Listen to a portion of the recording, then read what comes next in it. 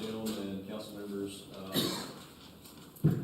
as we move forward with this budget process, on April 4th and April 15th, we discussed various versions of the budget, and on May the 6th, staff presented a balanced budget for your consideration. During that time, there was some discussions about planning technician position, and you all had asked staff to follow up and come back with some of the answers to the questions. So we discussed it in-house and thought that a table would probably serve the purpose to kind of go through the process of looking at what an existing planning technician, their job duties would be. If you turn to page 7 of your package, you can see that table that I'm referring to.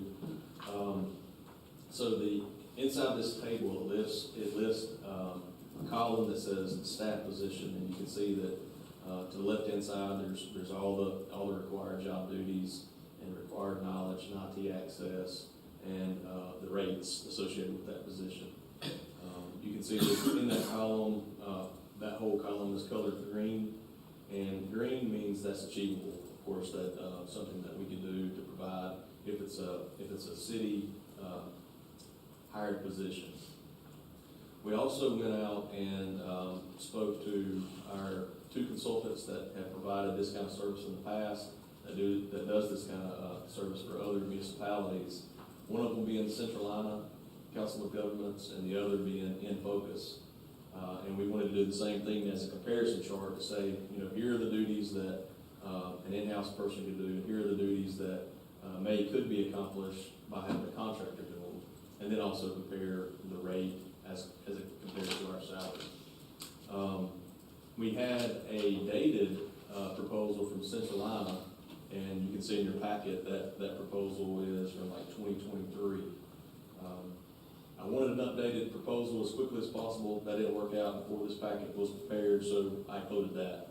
Since that time, Centralina came back to the planning department because we were asking for an updated proposal, and they stated that it'd be very difficult to pull off giving us a staff member even 1 day a week. They said that and I'll just read the paragraph, it might be easier for me to do that. It says, to talk through a couple of other scenarios, I would also forecast that providing staffing for an extended period at a reduced level of, say, 1 day a week would be also very difficult for us to pull off given the present commitments. And so they're stating that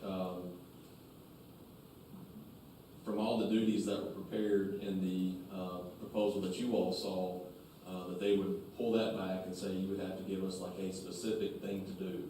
And it would be hard for them to do that even 1 day a week. So by saying all that, I would say let's ignore the Centralina column totally and move towards In Focus, because if you all directed staff to hire a firm to come in, we would have to go to In Focus because Centralina couldn't do the work. So you go down through the list of things that In Focus could do, and you can see the difference where there's the green means that that's achievable for them to do those certain things. The yellow highlights is partially possible, and there's some concerns that they maybe can do those. In the red, it says that that's challenging for contractors to do those things. So you can see there's multiple areas where our staff, if we hire this position, could accomplish it, and some of the ones that In Focus could accomplish, and then some that they probably couldn't do. Then we go down towards the bottom of the rate sheet here, and it says rates and availability. You can see that they're going to charge $91 an hour for a person, a technician, to come on site at certain times, and then we calculated that as you can see the comparison. If they worked 40 hours a week, what that equals to as compared to what we'd be paying an in-house person. So just for that, for a full-time hourly rate for a staff position at $65,000, that's including benefits. For In Focus to actually do that work, it's $189,000. Given that we were not planning to adjust the budget, we were planning to mirror the planning technician salary to equal that, you can see that we would say, well, we don't want to pay you $189,000. We would like to pay you $65,000. So what would that get us? And you can see that it just goes down the list that the average hours per week that that hired person is approximately 13.7 hours versus a 40-hour week person. We also included, so that kind of summarizes the table. There's a whole lot more data in there than that. That's just a high-level snapshot at it. We also included the planning technician's job description. You can see exactly what this position would do. And then we included, of course, the in-focus contract at that time. So that really kind of lays it all out that, yes, we could hire it out. We would have less time, someone that could do this work for us. Of course, I also discussed about probably the customer service aspect of hiring a position out would probably affect us and probably be delayed for certain permits and certain things to be accomplished because you're hiring the position out. And so I'll turn it back over to you, Mayor Pro Tem, for any questions or discussion. Thank you. And before we proceed, there's a twist. While we're discussing this position, I do think we need to be mindful, and I will add to the discussion that Councilman Zooks, was unable to attend today because of the impending birth of his baby, and he was intending to bring this up, and in his absence, I said that I would broach the subject, but I realize it's the 11th hour, but as is our annual tradition, we need to bring something up at the 11th hour, and Alex was wanting us to revisit the proposed community development position that was proposed, that was not originally part of the recommended positions, but he would like us to consider whether we would consider adding that position, whether in addition to or in lieu of this planning department position, in order to allow for the increased focus on economic development.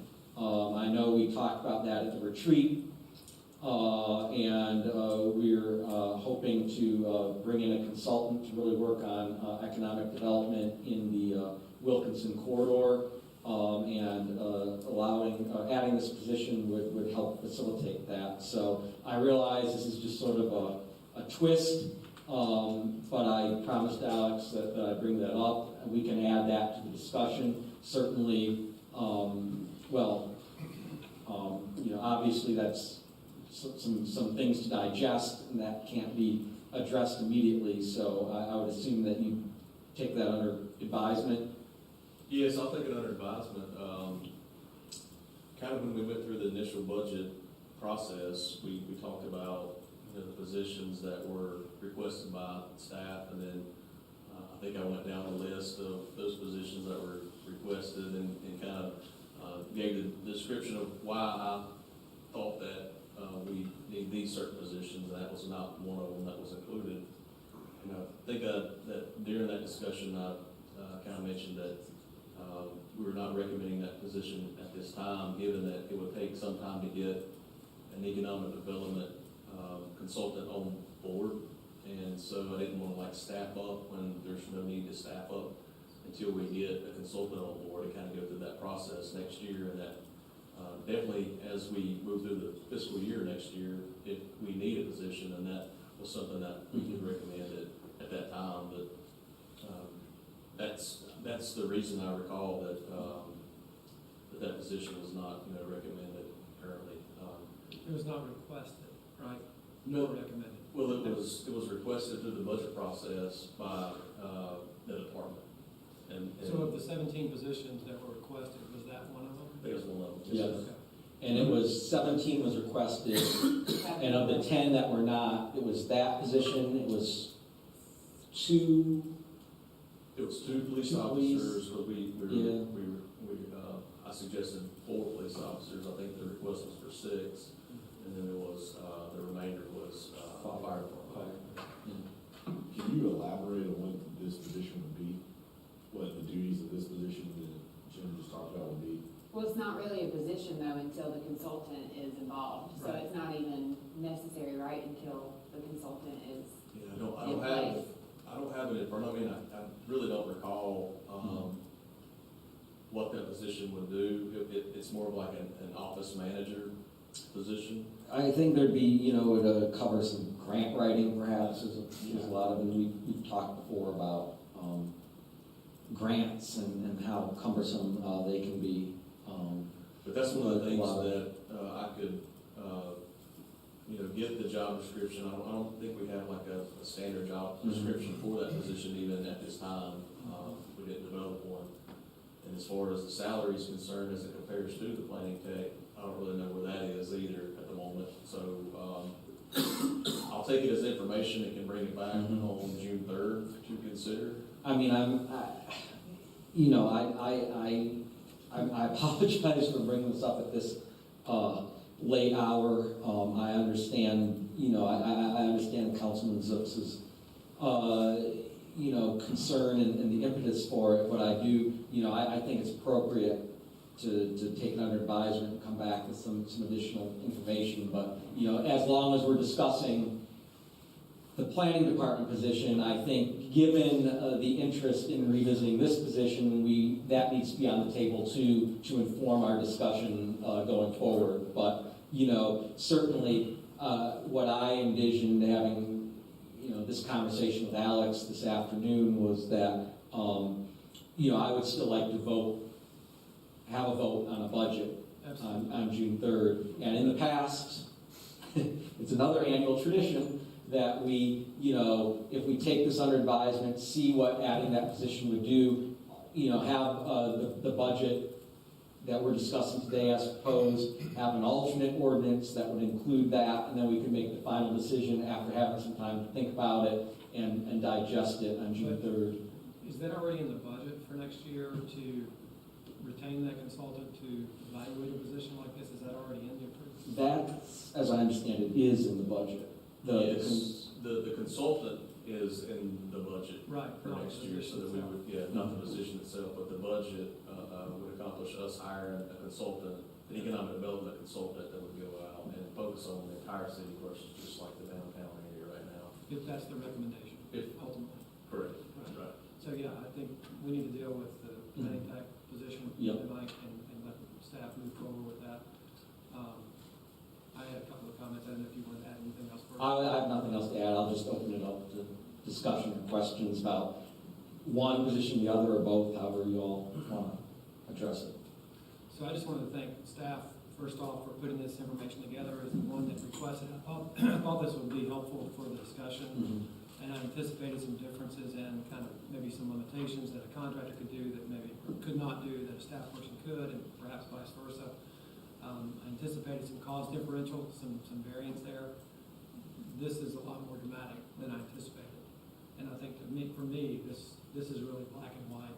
I mean, if I'm reading this right, correct me if I'm wrong, if we focus on the in-focus proposal, I mean, we're looking at a 300% increase essentially in the, basically the amount required for that at 30% of the hours that a full-time person would provide.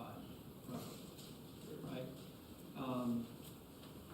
6-month contract versus obviously an ongoing full-time employee, travel and mileage for work activities, which I assume that's obviously part of the position. These folks have to get out in the field and travel. That would not be included. That would be an additional add-on. I was not sure where it says number of planners anticipated within force. If it's 2, obviously, if we have a full-time position, that's one person. So are they saying it would take 2 individuals to fulfill these responsibilities? Where are you seeing that? Bottom of page 7, Bottom, third line item from the third bottom. line up from the chart. Number of hours for Max's. The number of planners anticipated. Oh, yeah, two planners there, yes. So they're saying it would take 2 on a contract basis, essentially part-time, to do what one person does full-time. Can we read that? Tiffany, do you have, I do. an answer to I that? do. So, what they're saying is based on their current availability of staffing to be able to assist for that many hours or that many days of coverage, it would take 2 different people in order to fill the 3 to 5 days of availability. So, again, I appreciate staff, laying this out for us, you know, to me, this kind of really, makes a clear distinction between the limitations, the cost differences, on what we could get for this position with a staff, full-time staff position versus a contract position. Just my personal thoughts, I think the answer here is clear to me. That's all I have. Okay. Anything? Yeah, I think obviously looking at the contractor comparison, that's kind of out. I don't think anybody would rationally pick that. I still just, I side with Councilman Zeus on this. I just don't think this is a position of need. And I know we were looking at contractors, alternatives, trying to kind of come for a compromise, but I really just don't see the need for this position. I think that the 11th hour curveball brings up a good point. Do we have anybody that does grant writing currently? No, Because it sounds like that's what that position would be for. Kind of using I think it's that. a little more than that. Yeah, I mean, I guess. I understand it's more than that, but that's like Yeah. one of the. I mean, would it be, Phil, you have requested the position, is it appropriate Can we get a total statement? to understand what? Feels like, I don't think so. I don't want to misspeak in Right. terms of what, Because my line of thinking is if we don't have anybody that currently does that, Mhm. there's people in plant, that currently do this job that we're talking about here. So it doesn't make sense to do. I know we have, specifically with Yeah. grant writing, we have some board positions, right, Mhm. that have experienced folks with that, with grant writing. Yes. Because I haven't reviewed the paperwork since it was submitted, so several months back, but from, when Cassie and I were working on the budget, looking at the greater needs, looking at our workload that we were currently doing, we felt like we needed the staff. And currently, you know, we have a lot of meetings, we deal with a lot of volunteers, a lot of businesses, so a lot of the work that we do is administrative. A lot of the administrative work is on Cassidy's shoulders. The minutes with all of the meetings, communicating with businesses, researching grants. And so we requested an office manager, with the understanding that that position would relieve a lot of the administrative work from Cassidy and myself. Minutes, setting up meetings, communicating with some businesses, but also we do research a lot of grants and work on writing a lot of grants to supplement a lot of the things that we are doing, which takes a lot of time, a lot of administrative oversight. So that position was also going to be handling kind of research and managing the grants, freeing up Cassidy and I to do bigger picture projects in downtown or around the city. like the economic development? Like economic development. The position was never, in my mind, the new position that we were asked for or requested was not going to be doing the economic development work. They were going to be doing the lower level administrative work, freeing Cassie and I up to do bigger picture work, me primarily doing the economic development work. Thank you. Thank you.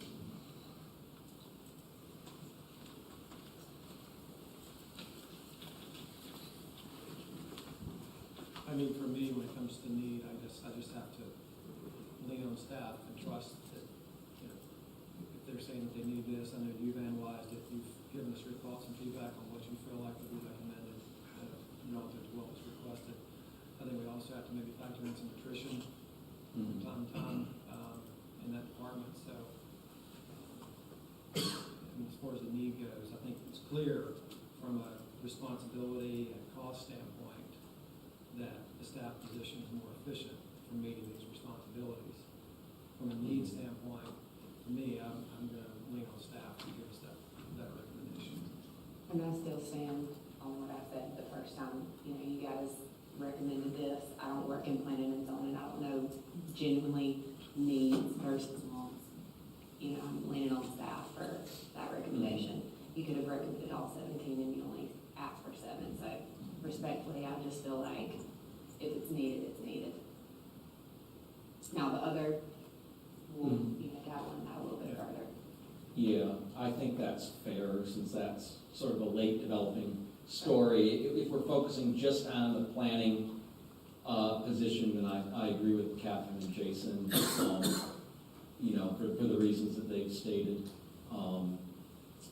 And obviously, like Jason said, it's, in black and white, and, again, if it's sort of in balance and staff recommends it, thinks it's necessary, and I also would echo Jason's comments about attrition. But it doesn't sound like we'd be, either we wouldn't be saving any money, or we wouldn't be getting any decent amount of work if we went with the contractor position. So I'm in the same position I was at the last meeting, in the side of Jason and Catherine on that specific issue. And, it's, with the community development position, I think we need more information. Yeah. That's fair. And I So think- what's our next step? Yeah, so to play it out, if the planning tech stays in the budget, then the budget's balanced and adopted, so we can create an ordinance for June 3rd that has that budget. And it sounds like the office manager for community development is in addition to the budget. Because right now, you are saying the planning tech is a go, it sounds like. Yeah, I think, Okay. I think based on everything. If you go down the path of Yeah. that's a go, but then you're considering the office manager, so that's in addition to the budget. Yes. That does not balance the budget that we currently have, so therefore, we as staff will have to go back to look at the entire general fund budget to determine what are we going to take away?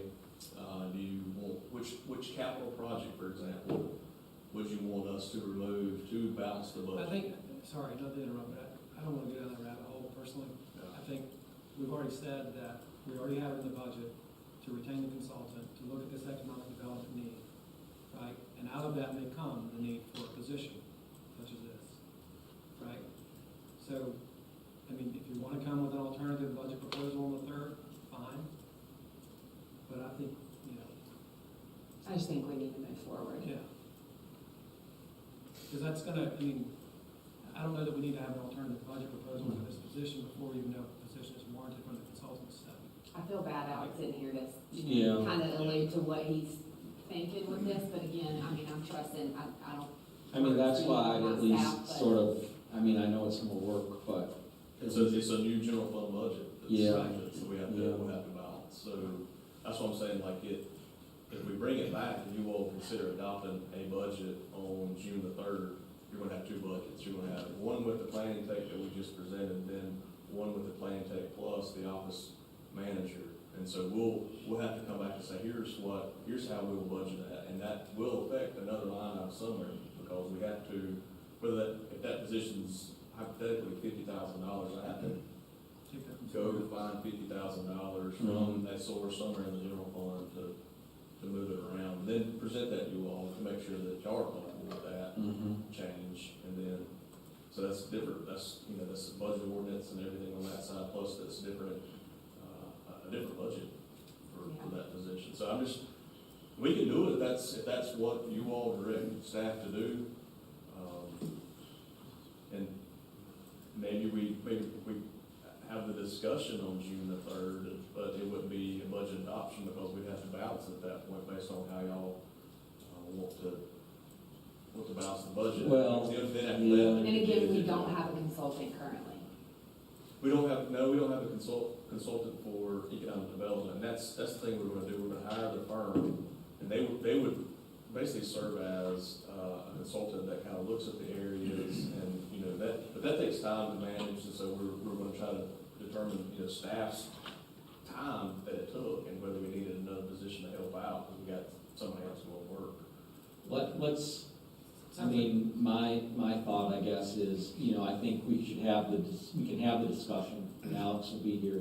I know in the past, we have, like with the Keep Belmont Beautiful position, when it's come up, we can do, if we decide that it's justified, we can always do a budget amendment. Right. I tend to, while I'm supportive of looking at the position and adding it, I also, if I'm being, you know, honest and fair, I don't necessarily think it's justified and fair to staff to ask them to propose a I whole agree. new budget at this time. agree. I just can't, I'm not gonna make you do that. I think the alternative is exactly what you said. Yeah. I agree fully. If this is something that we need 6 months down the road, we'll amend the budget, we'll figure it out in due time. But we've got bigger things to worry about, I think, currently. We just need to get this done. And Yeah, I can't. I'm supportive of the position and exploring the need for it, but I can't, it's not fair to ask staff to do a whole new budget at this time, you know. So do we need to vote on that? I mean, I think that's just a sense of, Yeah, you just, you know, What's the direction you're looking final decision to. well, I think we've sort of, I think the consensus is to include the planning technician and to have some more information to discuss when Alex is here, this position, but that would be a budget amendment if we were to approve that position as opposed to including it in the existing budget or the proposed budget. I just think that we've done this a number of times and is, you know, I just can't, I don't think I can justify asking you to jump through all those hoops. So I guess that's our sense. Anything else on that? No, sir. Are we clear? Yes, sir. Okay. Crystal. All right, next up we have B3, transportation bond presentation, projects, estimates, and prioritization.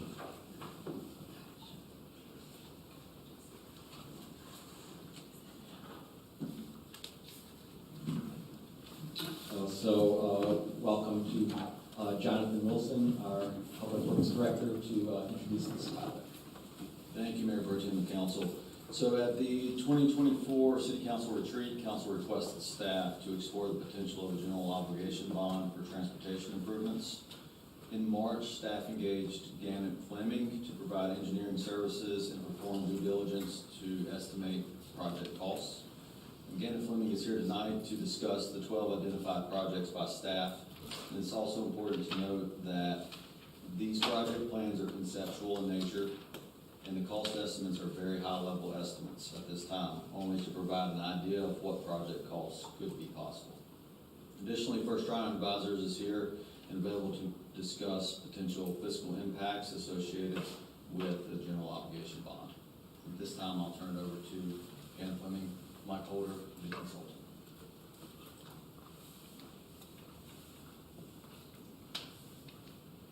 Thanks, Jonathan.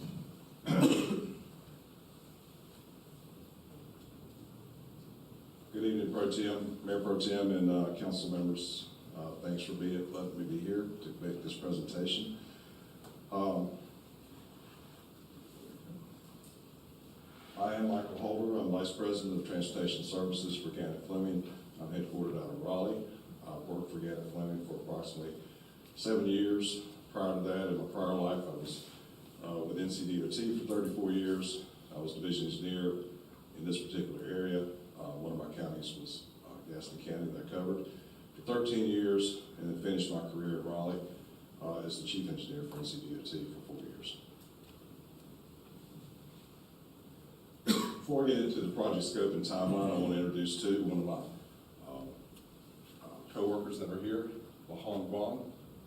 He's my horsepower behind who actually did the heavy lift and the work on this particular enterprise. So I want to make sure and note his contribution to this. Lahan has a doctorate in traffic engineering, and just want to So he is, he's very skilled and very educated, Did you say very pedestrian experienced. relief? Yeah, Wow, it's a thing, huh? yeah. Good, we need to have it. Yeah, we figured that's a skill set we need to bring to this. A little bit about project background, and Jonathan alluded to this. The project's to bridge the shortfall between transportation requirements and the funding allocated by federal, state, and local authorities, and address immediate transportation needs that the community has.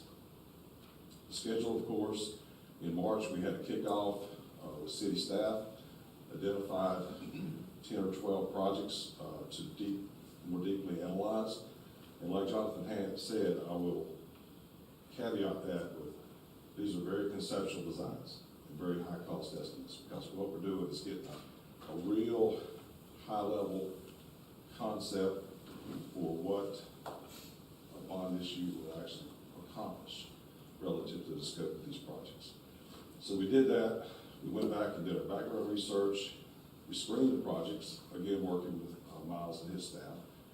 And in April, we published an initial project list, an evaluation matrix for the projects themselves, looking at several criteria that were part of the scope corrections for the projects, and assigning points to those to be able to more or less rank the projects in priority order of what contributed most to safety and most to moving traffic and the safety for pedestrians. Here we are today, the final project list to present tonight with right-of-way utility construction costs. And of course, next June 3rd, you guys will vote on a bond resolution to be adopted by the council itself. So project consideration criteria, when we first got together with staff, we were looking and talking about discussing key projects around Belmont that require significant investment. And the goal was to address priority issues, including safety, traffic, and pedestrian. We've heard a lot of things, a lot of ideas, complaints, a lot of issues relative to pedestrian safety at several intersections. This is a very active community, and we want to be able to address that concern. And then also congestion relief. Kind of those two guiding principles, congestion relief and pedestrian safety, is what we utilized when we started looking at this project list and prioritizing it itself. We want to ensure safety and prioritize pedestrian safety, and these are essential to address the active community requirements and reduce funding needs from the federal government and from the state government, DOT. Then also we wanted the list to be representative of local needs. If you'll notice from the graphic on there, it demonstrates in pink the city limits of Belmont. It gives by color coding locations of the projects and the distribution of geography. Not everything's on the peninsula. We've got some things in more center Belmont and then a few projects in North Belmont to balance the, yes. I don't think that slide's in our packet, but is there any meaning or significance behind the colors on the? There's not, it was just for Okay. demonstration. Okay. Just the station. So before we dive into the details of the projects themselves, just a quick primer on project ranking and prioritization. And this is what NCDOT uses. When NPOs, division engineers, local communities submit projects, when the NCDOT is going through its prioritization process. And then also, we've, just for data purposes, put down the 24 to 33 STIP funding available for committed projects. So the Strategic Transportation Investments Law identified 3 buckets of funds: statewide funds, regional impact funds, and division needs funds. Many of the projects that we've identified within the town, within the city of Belmont, would qualify in that 3rd bucket under division needs. Just because the scope of the projects is not regional in nature. Some could argue that they are, but it's definitely not statewide with the projects that we have listed and I'm looking at. So the state takes the funding, divides 40%, in the statewide mobility bucket. Those are really large projects like the I-26 connector in Asheville, or like the I-85 line out here in Gaston County that's slated to be advertised for design build sometime in July or August of this year. The regional projects are more like US 74 improvements, or things that run intra-county between 3 or more counties. And then division needs, like I stated, are more localized needs. You'll see on the left that the needs identified in all 14 highway divisions by the division needs are almost $707 million over what the capacity for DOT to fund is. So, thus, we've identified the root cause of the problem, and thus the need for for potential bond issue. So this is a spreadsheet that is the final ranking and cost estimates. I believe this was included in your packet. Gives the project name, the focus of the project, what problem is solving, whether it's congestion, pedestrian safety, or a combination of the two. The designs are all conceptual. Well, we have actually one design, and I'll give it down project number 2 that's preliminary, because the department has actually looked at that particular alternative.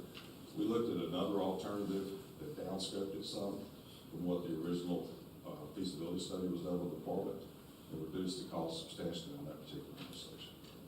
Mike, Yes, sir. so I was thinking that these numbers on the left-hand side were more reference IDs. This is actually your recommended priority in terms of pedestrian safety and congestion mitigation. This is how you. And rank geographic this. distribution. Okay, good, okay. Right. Because any successful bond issue that I've been involved in is you've got to have a geographic distribution, because you need votes from all different areas in all areas of the city.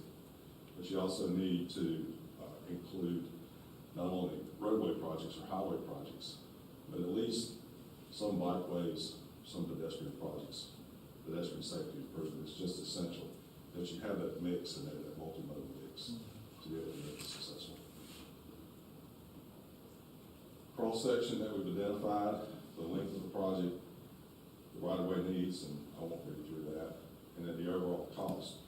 Right-of-way utility, construction cost, based on DOT historical data that we use from their estimating section. And then the right-of-way utility costs are estimated from Telex, who's our subcontractor on this particular project.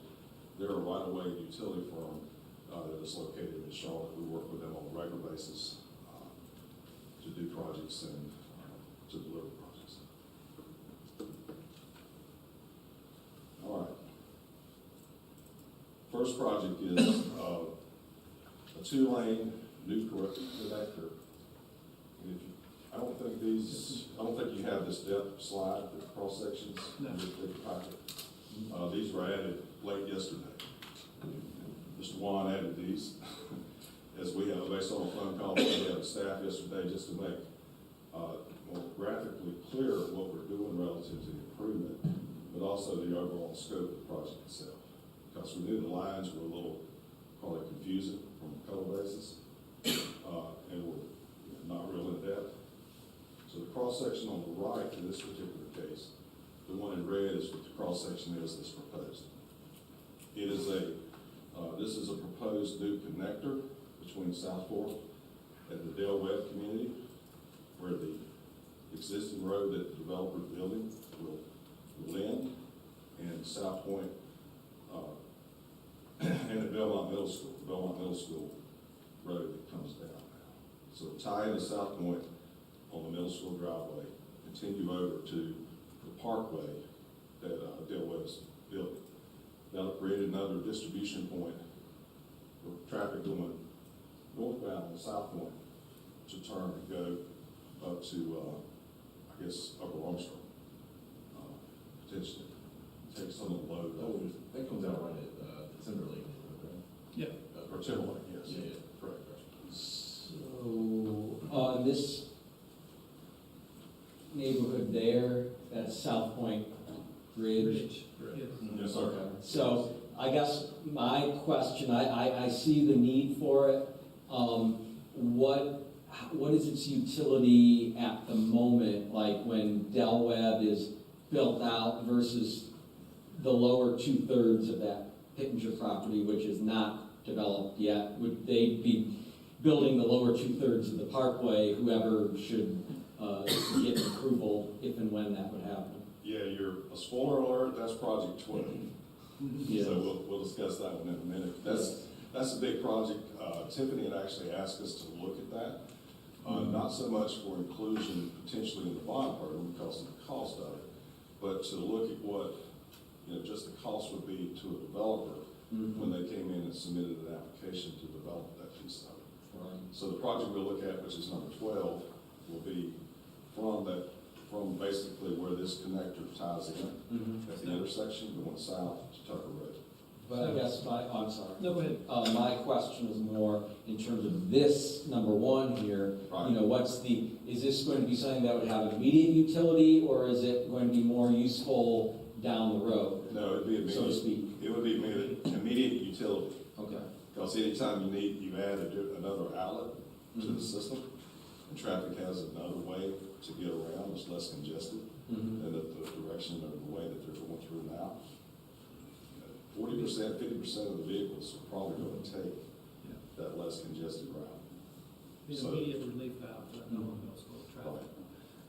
It would be for middle school, but I mean, just for everyday General purpose, traffic, yeah, I for one. don't know that it really, because nobody's gonna go, if you're heading north on South Point Road, you're not gonna turn to the left right there and go all the way down. I'm going to New Hope Road. So, yeah, For if you're going example, to, I'm but definitely gonna take that. how many people are going up South Point Road, going to New Hope? Not a lot of people, they're gonna go down South New Hope. Going north on South. Well, from Point, where you're you gonna are, be yeah, from where we are on our end. It just depends on where you're at, I think, on the peninsula. That was the thought behind it, Councilman, is that it provides distributed relief and adds a distribution point to the system. It may not take, it won't take 50-60% of the traffic off, but there could be 20% of the traffic. I see it being incredibly useful for Belmont Middle School traffic. Yeah. Absolutely. They don't have to their trips don't have to get back on South Point Road. Right. And they can go out the other direction. I can't tell, is there any connection to the South Point Ridge neighborhood? Like, would they, Right there in those cul-de-sacs. would that stub out to this road so that you could, We didn't discuss that because we kept the right of way pretty much on middle school property, just for negotiation purposes when we moved to construction. Historically, my experience would be if you went into the neighborhood and you asked them to stub into their cul-de-sac, that would be a big no. no? Right. That was, Exactly. yes, I understand, just out of curiosity. My understanding is the current section of the Del Webb portion of the connector doesn't quite reach where this would intersect. Is that right? There's a gap. That's correct. How do we- Our project estimated up to going north to connect to that. Okay. So that's We recognize the fact that Del Webb is not going all the way to the property line, so we filled that in. okay. That sort of builds off what my concern was. Yeah, that ties in, so there is, like immediate utility to it. And this one is, 8.25 million, and that includes utilities and right-of-way and construction. Couple of questions. So the cross-section you added later, so this looks to be a 2-lane road with Correct. sidewalk? With a multi-use path. Okay. And these cost estimates, not just for this project, but all of them, obviously, like you said, it's a very high-level estimate. I'm assuming maybe you erred on the side of, We erred on the side of conservative, yeah, being conservative. yeah. It's like Bahama and I were talking before we came in, we inflated the utilities in the right of way somewhat, just because we know, based on our experience, that by the time you issue the bonds, you get through that process, you go to local government commission, get permission, and then you do your preliminary engineering, you could have a 10% increase in land values or utilities contractors. They use contractors to move everything now. So, there's an overestimation in there just to provide that cushion. Primarily in the right-of-way and utility, because like the construction, with the exception of a couple of these projects, the construction piece is by far typically the largest It is. cost Right. portion. And we've inflated that a little bit. We used the 5% inflation with that, which DOT is using as they program projects in their current STIP. And that's obviously taking into account the time frame of completion. Correct. Yeah. Okay. I wish I had a more finely tuned crystal ball than I do. Don't we all? Yeah, that's right. You could bet on sports. Yeah.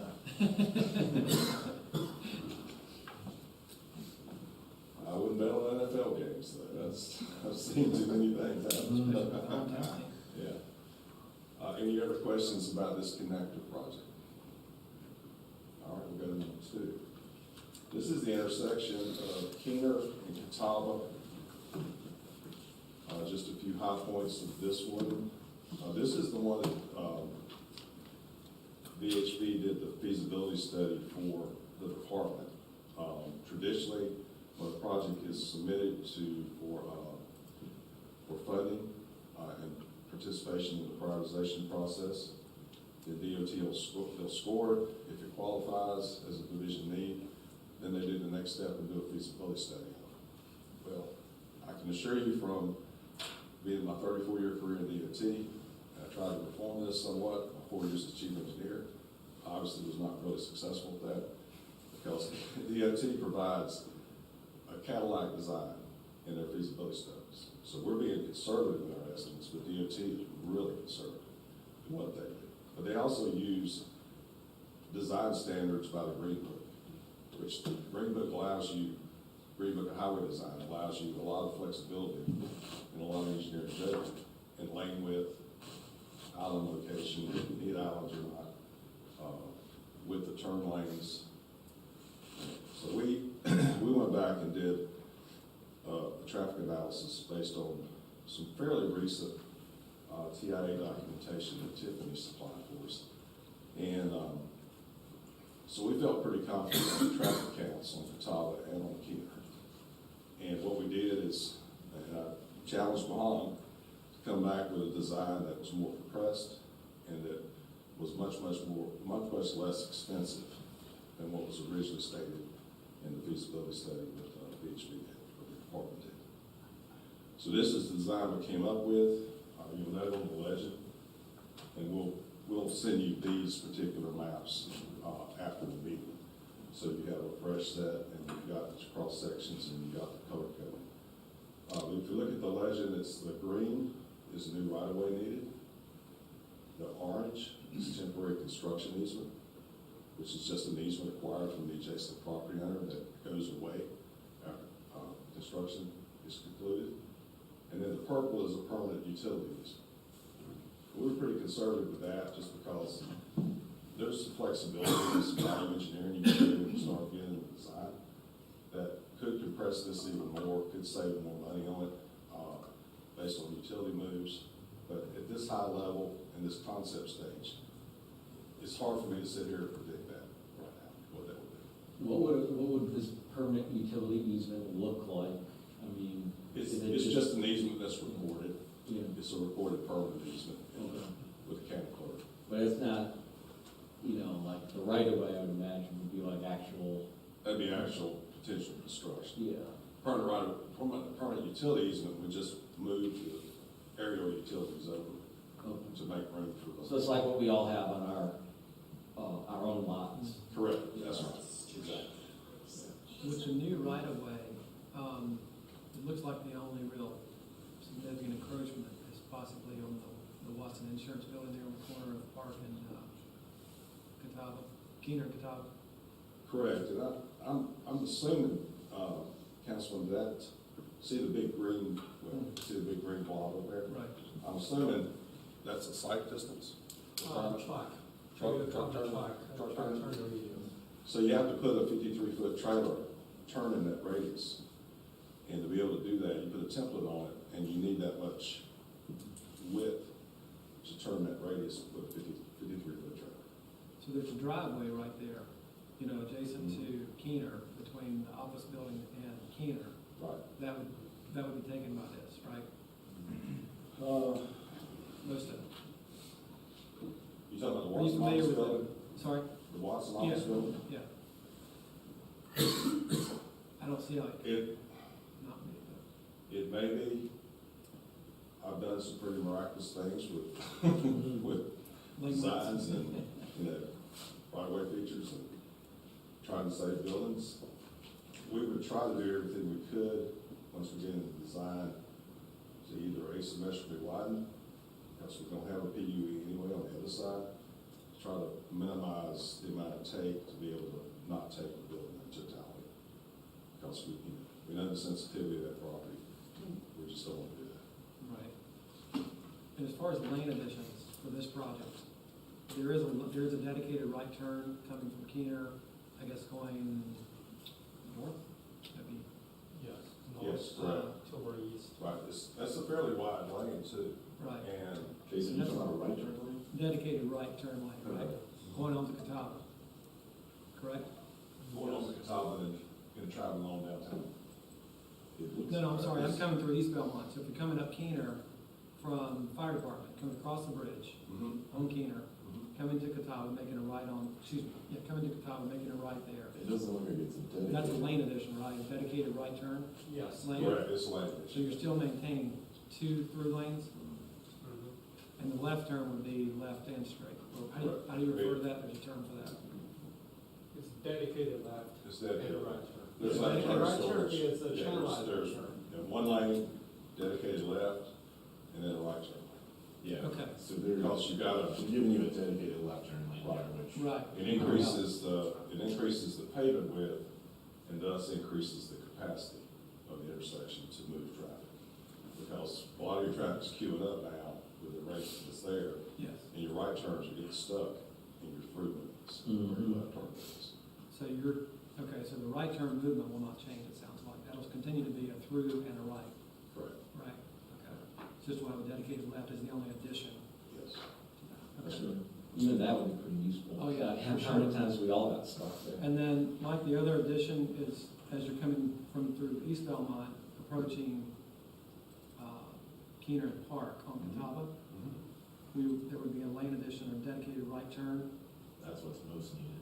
onto Park Street, there at Park Street Methodist, There Are you talking about is, a dedicated right? dedicated right. there's not, It's just like that's a through, Dedicated left. Yeah. that's a They're through. giving you a dedicated left turn lane. So dedicated left Yeah, turn. yeah, left turn. Gotcha, The left turn is the biggest volumes yeah. and the biggest conflicts at this particular intersection. And how much, again, there's a DOT term for this, but how much space do you, And the storage, yes, storage, thank you. it depends on what the peak hour queue is. Generally PM peaks, where the biggest queue is, because people coming back in the Belmont. So you take 10-15% of that on Yes. storage wise. And Uh, it ends up being, 165 foot 165 of full storage, not full and storage. plus And here. then a taper. Yeah. So you got about 100-foot taper and then 165 foot of full storage. That's right. For the dedicated left turn on the westbound approach, come from east part of the Anything at this point would be relief right there on dedicated left turn business. Right. But those are the only lane additions in this Yes, project? correct. And there's some pedestrian improvements that we want to make at the intersections that are estimated in. There's a bike lane that we're including in the cross section of the top itself. There's a pet refuge island on Keener and Park. And then, project 6.73 million. The feasibility study was 10.7. The DOT design, and then I think they came back and sent staff an updated right-of-way cost based on the feasibility study that was about, it took it up to about 15 or 16 million. So, we've done quite a bit of trimming on this one, just get the same amount of operational benefit. Yeah, that's sort of, we've been presented with different proposals and studies, and it's gone up, and then now you all have got it back down, so that's good. Let me ask a question.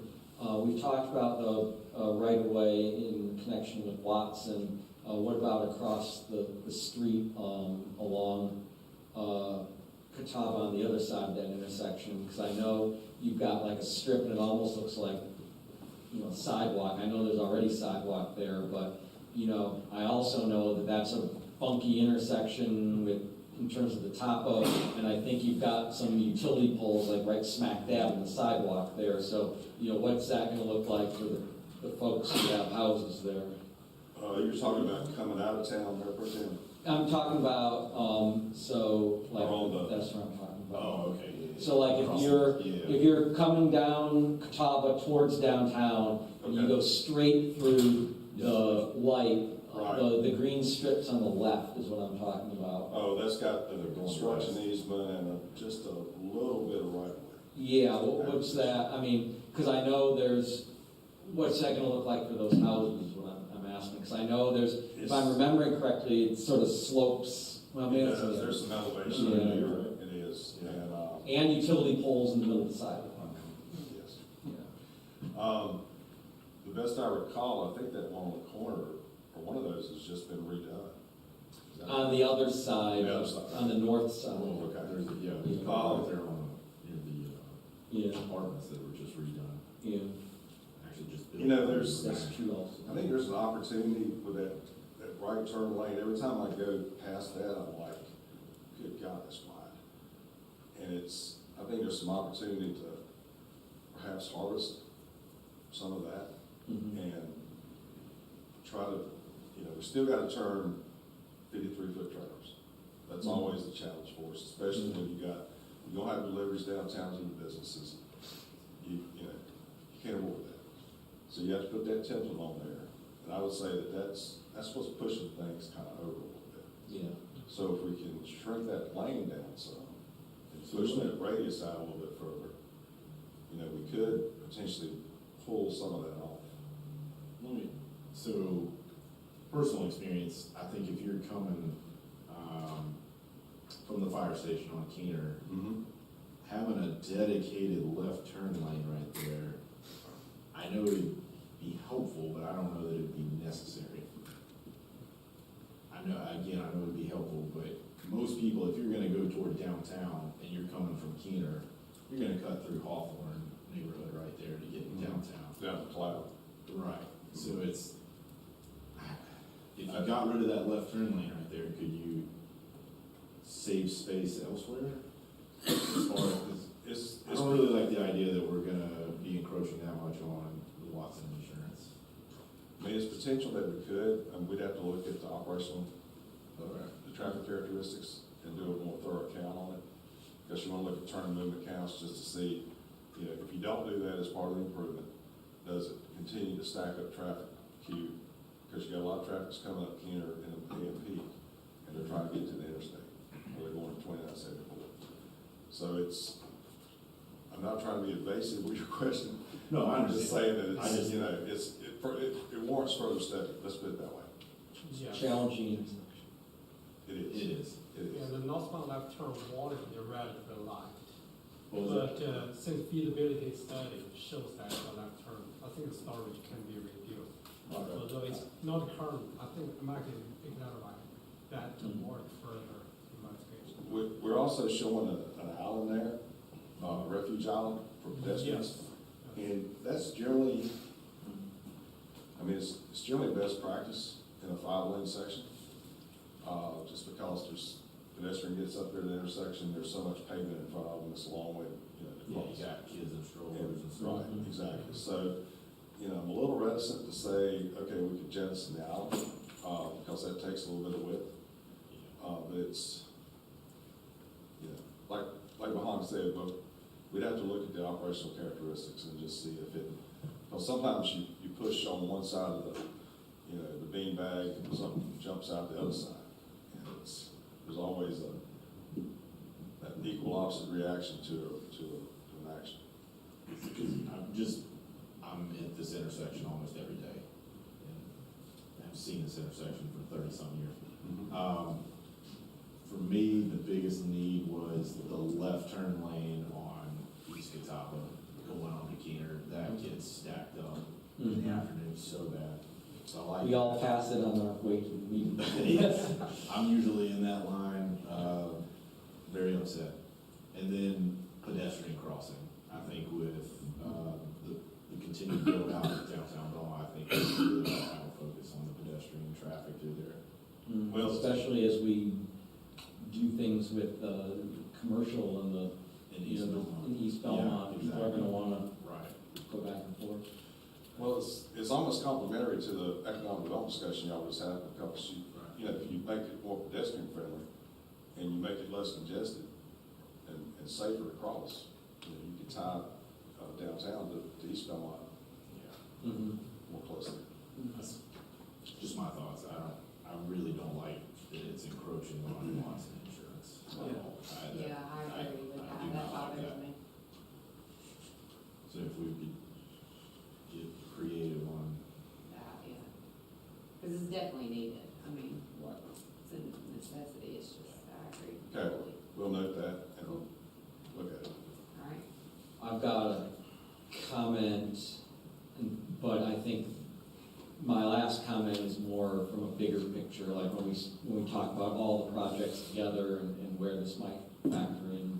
It's not like in the details, so I'll save it for that. The next project is, you see, of course, you don't have this, you see it on the slide, a typical section of South Central. This is new sidewalks on the west side of Central between Keener and Johnson Roads. Those are obviously you know where Keener intersection is, Johnson is the one just up from that. And you see dedicated left turns, lanes at Johnson and Keener. You know, again, based on our discussion a while ago, you put left turn stores in capacity. It takes those left turns out of the through movement and allows them to turn or wait and not impede the movement going south. Signalized pedestrian crossings at Central and Main, at the church and the gas stations. And then also at Central and Keener. That's another highly used pedestrian path and crossing. And you know, putting high vis markings there and appropriate pedestrian possible countdown meter or heads. And extending that sidewalk is to us, that's a good use of funds.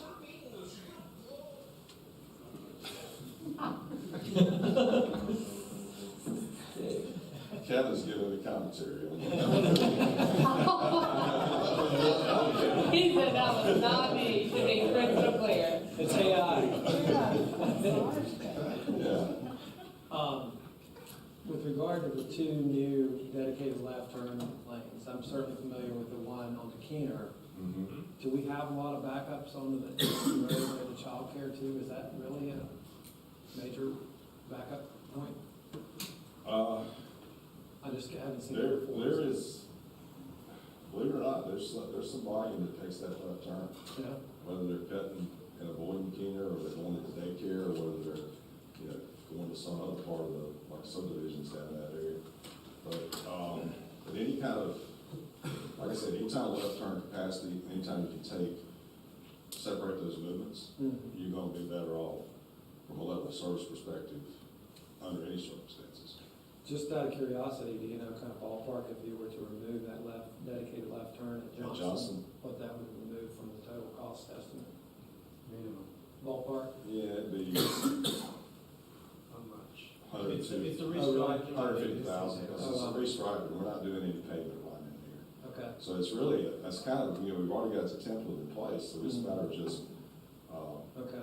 restriping. so we would just narrow that lane going northbound, right? Yeah, we got a lot of roads that have wide lanes in Belmont. Yeah, That's why. it's very typical of kind of the way the DOT used to do things and putting the lane standards in. But, you know, Belmont's transcended from a somewhat,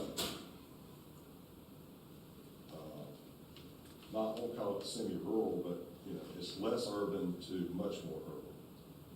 When you go from less urban to a lot more urban, the characteristics of your transportation system's got to change, because you need to utilize the existing capacity in the most efficient way as possible without having to, disrupt stuff.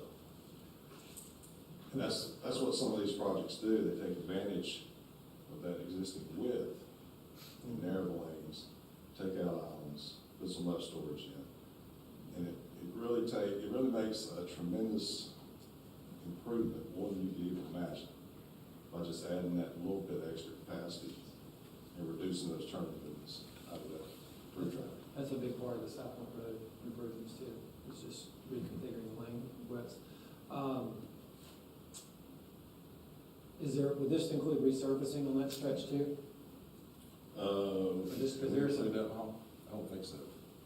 There's some perpetual craters that stretch central, that just every time we get heavy rains, it's just inevitable, right in front of Stowe Manor and, Right.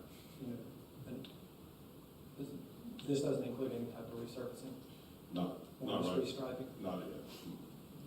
I think we just figured it by removing the existing pavement markings and restriping. You said it would save 150, is what we said? Probably 150. Maybe 100. Yeah. Which driving with Johnson, I think the sidewalk between Johnson and Keener is There is. needed. So that one, if you want to add a left turn on that sidewalk widening, just do a bit back for this enough width to accommodate both. So that is actual widening, but for Johnson, it's the rich driving. I think that's a low cost and a very easy to do. So it's very But, effective. if you wanted to repair the craters and, so 650 linear foot of sidewalk, that's about 800 foot more, so it's, say, 1,500 foot of pavement. 22, 24, 36 feet. It'd be about another, almost $1 million resources. And but then you get DOT to come repair the patching for you before you do the research. So they purely just come out and patch, they don't do, because then, Well, you guys don't know what they'll they're dig it like. out, and we patched those holes probably 25 times Right, when I was here. yeah. And it's just bad soil, So, yeah. But I mean, there's other methods to skin it, to do it, they're more permanent. mhm. And you can look at those in the scope of the project. Well, we're not gonna get that kind of work out of DOT. And- No, they'll kind of patch it, put, some Band-Aids. additional ABC in and then top it with asphalt. It's just aggravating problem, but yeah, I get it. And that's the best I get. Yeah. Right. So, depending on, if we de-scope that a little bit with turn lane at Johnson Street, if we add resurfacing to it, you're probably back anywhere from 1.6 to 2 million. For that. You said is that taking the Johnson Road left turn out, or and the sidewalks, a portion of the sidewalks too, or no? I think I leave the course of the sidewalks. Okay, so you're saying if we remove the Just dedication remove left that, Johnson? remove that part of the restriping, just restriped at Keener, and then the. Resurfaced. Resurfaced, and then the high bids at Keener and at May. And resurface what stretch, from Keener to Johnson? I'd resurface from Maine to From Maine to Keener? Keener, Okay. and put some substantial patches in something that's permanent, it's not gonna leak back through, and then just put 1.5 inches on the road. Yeah, That this is makes just the something- biggest impact. So if you're saying that would put us back to 1.6 to 2 million, we just have to factor that into the overall, this whole package, Mhm. right? If that's what we're more in favor of. Anecdotally, and personally, I just don't know that we need that left turn lane right there. Yeah. At Johnson. Johnson, Yeah. I agree. I don't think that. Definitely at Keener. Definitely a Keener, for sure. So, yeah, I would. I don't know if I've ever seen any, I'm sure to be deluged by comments about how wrong I am, but, I don't know if I've ever seen anyone turn left onto Johnson Street from, They do, but I mean, they're not holding up yes, traffic. not like at Right. here, where I get stuck. I used to turn left on Johnson to go to Poplar. Yeah. That was just me. We were renting a house down there. Yeah, I was gonna say. This is like a point of squares back up is that, just like Mike said, these are like real high-level conceptual plans, so, we're not taking into account, like, this is the project and this is exactly what would be constructed for a bond process. So, we've got 12 projects that are laid out that have a dollar figure associated with them. Even if you all decide to move forward with a bond, resolution, it's not gonna be listing like project 1, 2, 3, 4. It's gonna be so generalized that you're passing, a resolution to include a dollar figure.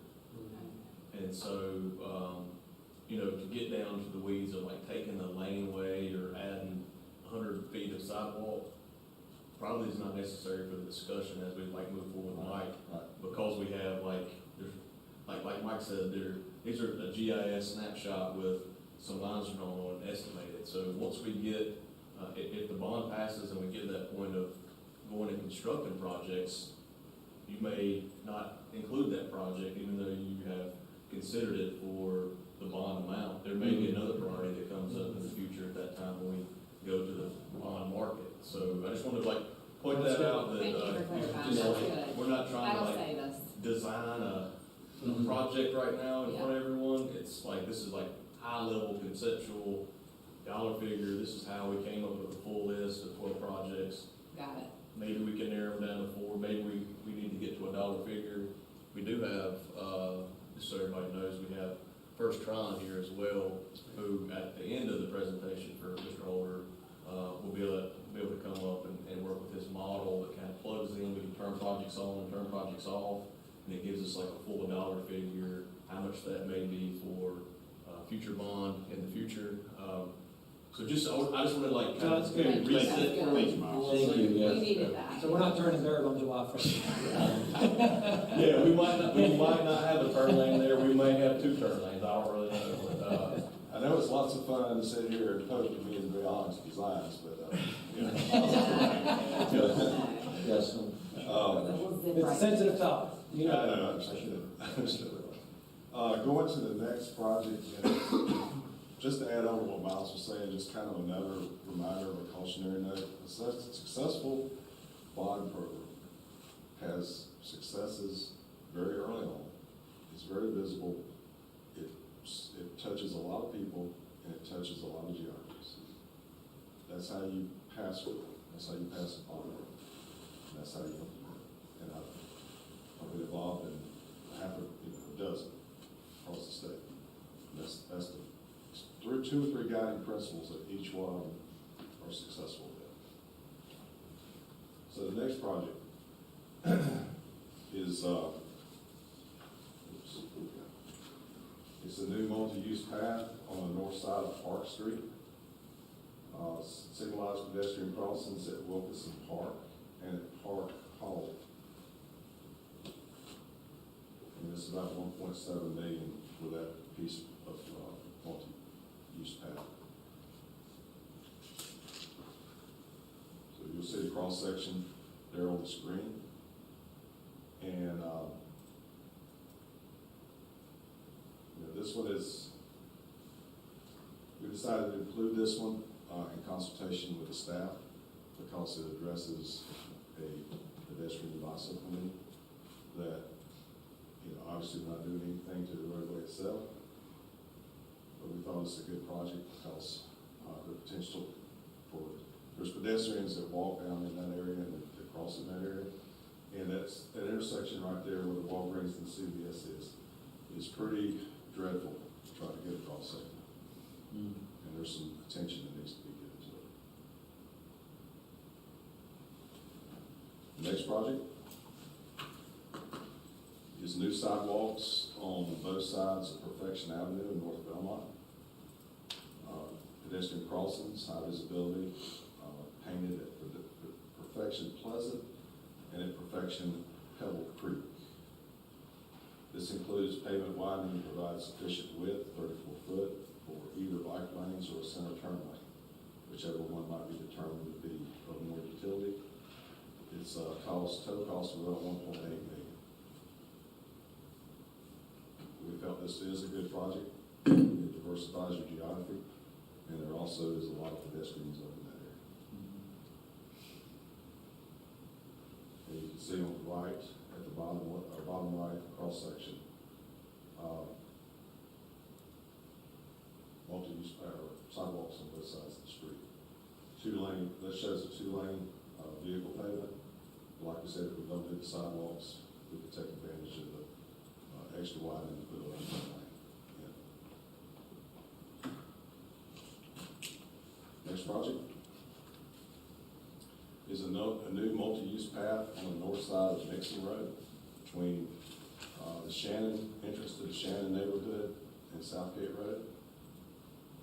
So these, and then installing pedestrian crossings at Nixon Shannon and South Point High School, a multi-purpose sidewalk along Nixon in front of South Point High School, and pavement widening along Nixon to provide sufficient width, 34 foot, for providing dedicated turn lanes at the high school driveways. Obviously, there's a lot of subdivision activity that's been constructed down that way, and then there's a lot of students, parents that come to drop off, turn down Nixon, and now have to wait in the traffic to make that left in. So it would ease congestion, especially during high school hours. And that's $2.9 million, length of roughly a quarter mile. Could we say the sidewalks on Nixon, particularly from there at the sharp turn there, just beyond tennis courts, closer to the Southland Road, sidewalks on both sides of Nixon there? Correct. Okay. Because I know we've done some stuff there, but it's like sidewalk on one side, then you're supposed to cross, and then there's sidewalk on the other side, but there's not much of that road is sidewalks on both sides. Right, and there's kids as a result out in the streets, after school. and- It's a bit of a jigsaw puzzle. Yeah. Yeah. It is. And that road's gonna connect to the new Dell Up, right? Yeah, right down. Yes. Yeah. That's right, that's correct. Next project, widen South Point Road between R.L. Stone Nixon and Belmont Middle School to a 5-lane cross section. We will build a second left turn lane on R.L. Stone that will turn south onto South Point Road in front of the high school. Second turn lane on Belmont Middle School, or second left turn lane on Belmont Middle School that will turn 2 lanes of left turning traffic to go north. We can accomplish that without widening because of the width of the pavement there. That's just a restriping operation there. We propose relocating the traffic signal that says High Point High School. It's supposed to be South Point. I should know that because I had 2 daughters that graduated from South Point. So anyway, I'm on Ooh, I like that one. Are you saying, did you say moving one of the existing traffic signals? yes, the one that exists now at Red, Red River Run. Yeah, red, red, red. Yeah, I figured this one would appeal to the Mayor Pro Tem. Yes. Just in time for me to move down to Reflection. But it would relocate that traffic signal that exists there now at the high school to the Key Farm. Instead. Of course, we would have to, obviously get the NCDOT approval to do that. There's I think that would That would be be, huge. someone who's always, Oh my God, that's what It'll be Yeah. fantastic. You have any feelings on that? I go the back way. It, I don't know why it was put in, The way it was? not the way it was, why the improvements were made the way they were, because I was in Raleigh, like that, fighting the legislature during that time. Just wrote that intersection right there at Chick-fil-A. That would just, if you were coming out, that would just be a right turn only? That would be the recommendation. Yeah. I think I'd make that a right in, right out. and there'd be plenty of nearby opportunities to turn left. Right. Question about the second left turn lane on R.L. Stowe onto South Point. I know this has been talked about in connection with several recent proposed developments. Yes, sir. Would you do anything with that sort of existing, I don't know what you call it, divider? Alan? Yeah. What we have talked about is harvesting as much as that island that we can to increase the storage on that first left turn lane that exists now. Because that island's basically, it's kind of just residual. It's just taking up space. And it really needs to be storing traffic as opposed to just sitting out there, you know, not doing, it's just blocking that turn. Would we save money if we did number 6 and 7 at the same time? 6 being the connector Yeah. to the parkway. I would scope both of them in one project. Okay. Because you're getting an economy of scale there. Yeah. You know, anytime you let the contract, I know Miles is probably gonna shut up. Anytime you get a contract, you know, you're gonna pay a contract mobilization, coming out, if you got one in that vicinity, go ahead and do it. That's kind of As many of them we can. That's right, right. Yeah, project bundling is a good thing, especially from a cost perspective. This is a little bit unrelated, but based on the latest sewer water capacity study and kind of what's the preliminary recommendation, the new force main line, as soon as we put that in the ground, does that come all the way to Arlington, Nixon? It does. So I think we'll probably have to give some consideration to that, right? Yeah, yes, correct. I mean, you could have thought, you know, whatever happens with the other thing that I'm working on. It's all timing, it's basic timing. Right, yeah. Both of these. Yeah. Yeah, I mean, it could be included under either iteration, okay, Gotcha. whether it's that story or this story. gotcha. That'd be the optimum time to get things tore up. Yep. To do. Any other questions? I'm sorry. I know we kind of worn that one out. But do you have any kind of, I probably should have asked for this on the spreadsheet, but like an estimated time of completion, start to finish? For that project, Even for that one, even specifically for that one? I would say for that one, it's right at half a mile, a little over half a mile, so 2 construction seasons, maybe 2.5. When you say 2 construction seasons? That's basically from March to November, Okay. because then you get into paving restrictions and, you know, Good you get bit to of December, January, February, Gotcha. paving, I mean, plants shut down, it's hard to get materials. Okay. about 2 years. 2.5 years. Okay, this next project is on Woodlawn. And Woodlawn Street, bike lanes and sidewalks. This cuts over from North Belmont to the Abbey. Construct new sidewalks along both sides of Woodlawn Street. Provide 5-foot in-road bike lanes. That's 3/4 of a mile from east end to the city boundary. And that's a $6.2 million project. And then on the screen, you see the cross section. It shows on both sides. But still 2-lane cross section for traffic, and then the pedestrian and the bicycle elements added to that particular quarter. I know from my work with the Abbey that that's an improvement that at least they would really like to see, because they've expressed that to me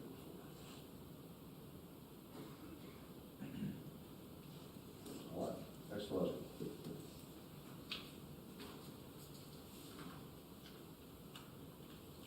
My iPad is not cooperating now. Next project adds pedestrian crosswalks at Central and Main. This is one you probably want to jump all over because it's only $200,000. Low-hanging fruit. And it provides a 6-foot pedestrian refuge island along Main. That's the biggest feature of it, just the new addition, other than the high visibility crosswalks. Obviously, I mean, whenever I come back to Belmont, I always see people kind of playing farther across this intersection. You'll actually have to stop at that light now. Yeah, that's true. So Going, this is, Yeah. You'll have to stop. There's gonna be a couple of traffic incidents there. going south on, Yeah, not that we just be, I know Yeah, exactly. you know what I'm talking about. I understand completely. I used to live in Belmont, so Yes. I make that pretty high speed. Would that be impacted by the reconfiguration of the intersection of NC 7 and 74 eventually? Eventually, probably will. I haven't looked very closely at that project and what that DOT's proposing for that. I think it's just adding maybe a 5-lane section through there, or, On this side of 74, yeah, but. but they're constrained by the NCR right away on that east side. Right, And the railroad and track. then Bojangles, all of this, yeah. There's another iteration that we looked at in consultation with staff on this one. Well, there it is, sorry. And it was actually doing a little out-of-the-box thinking on, at the Y. And this is purely conceptual. We just did this kind of to work something out. It's realign Central to intersect Main at a right angle and relocate and consolidate nearby streets and driveways. Could be up to anywhere from 6 to 7.8 million. Behind it, I was just talking earlier about potentially moving a circle further up to the north and reconfigure the streets. There's several, I've seen several urban areas that effectively use roundabouts to slow traffic down when it's coming into the CBD and into the residential area. Like I said, this is just a concept that's thrown out there. It would require, obviously, a lot of refinement of design and concepts and working with the department to match what, whatever they intend on the NC 7 project. But it's just an idea at this point.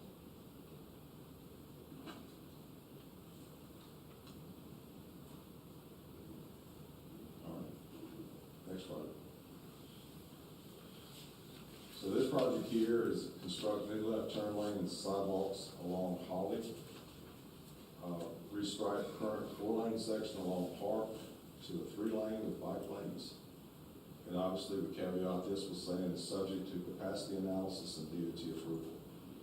There's many cities and towns that have taken 4-lane sections, did road dikes, and took them to 2-lane, 2-way with a center turn lane, and then use the extra capacity, extra space to put bike lanes in. That was the intent and thought here. And of course, upgrade the signal there with pedestrian crossings. Pedestrian is. This one is, what's the cost on that one? 700. 700,000. So it's basically like a streetscape.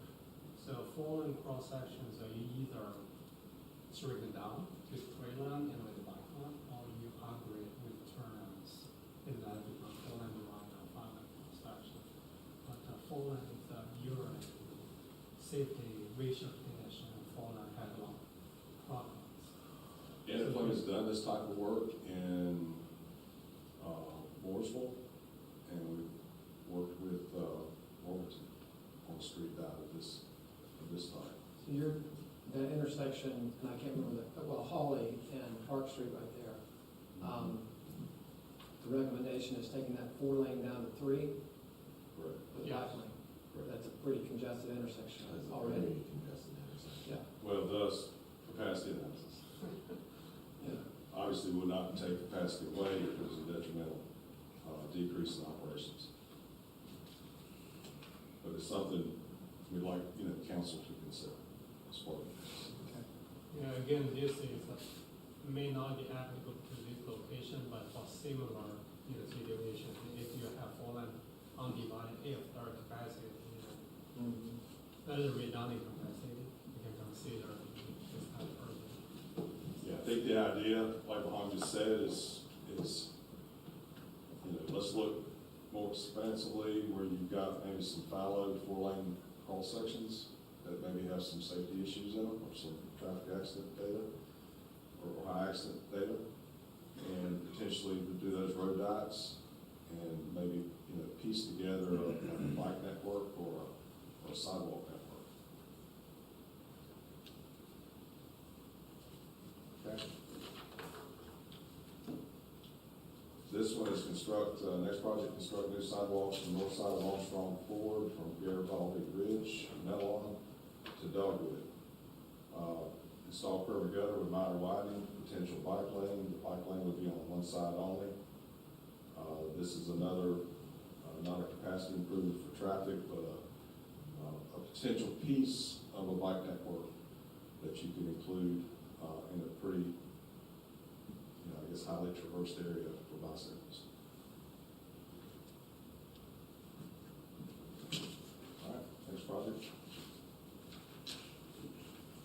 Mayor Pro Tem, this is the one you were asking about earlier. This is number 12. Construct Belmont Mount Holly connector to Gateway Road and Tucker Road, 4-lane median divided with multi-use path along both sides of the roadway, situated on 110 foot of right of way. It's about 2 miles, about 2 miles in length, and about 34 million. So to give you a kind of a scale idea of when a developer comes in, whether it's 2 submittals or 1 submittal, that's pretty much what they're looking at right now, is today's dollars.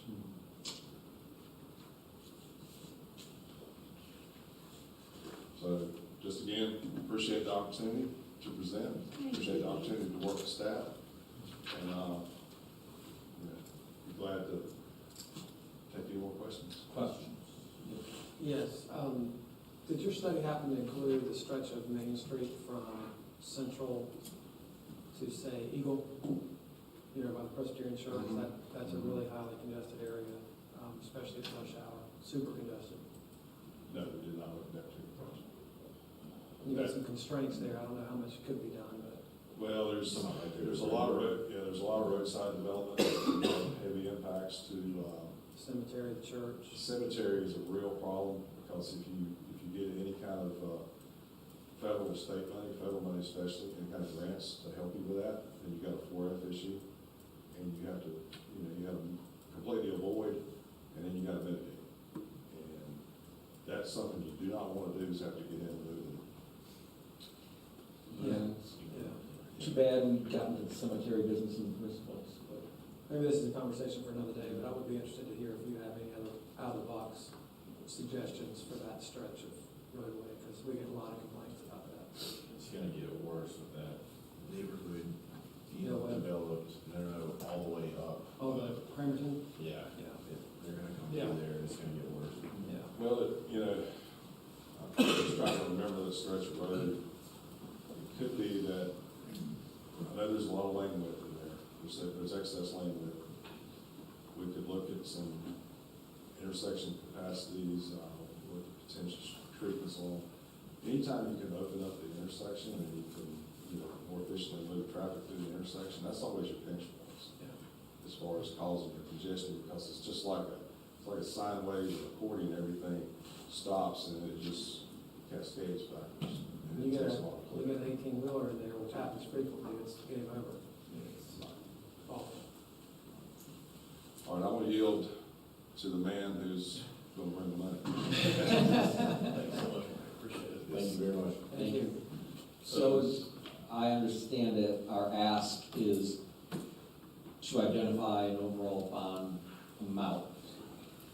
Correct, so I think probably the best next step is to ask Charles, he goes by Chazzo Appleton, he's the vice president at First Time Advisors, and he can show you, he's got a model prepared where if you all talk through the process of ranking the projects possibly, if you like 1 through 5, maybe we could turn some of those 1 through 5 projects on, and then you can see what that will do to the potential tax rate in the future. So, or if you wanted to start with the dollar figure that Chazzo could, if you wanted to see what $15 million does, or 20 or 25 or whatever it may be, you can go that route. So you kind of do 2 different things. You can take it from a dollar standpoint, or you can take it from a project standpoint and just turn those on.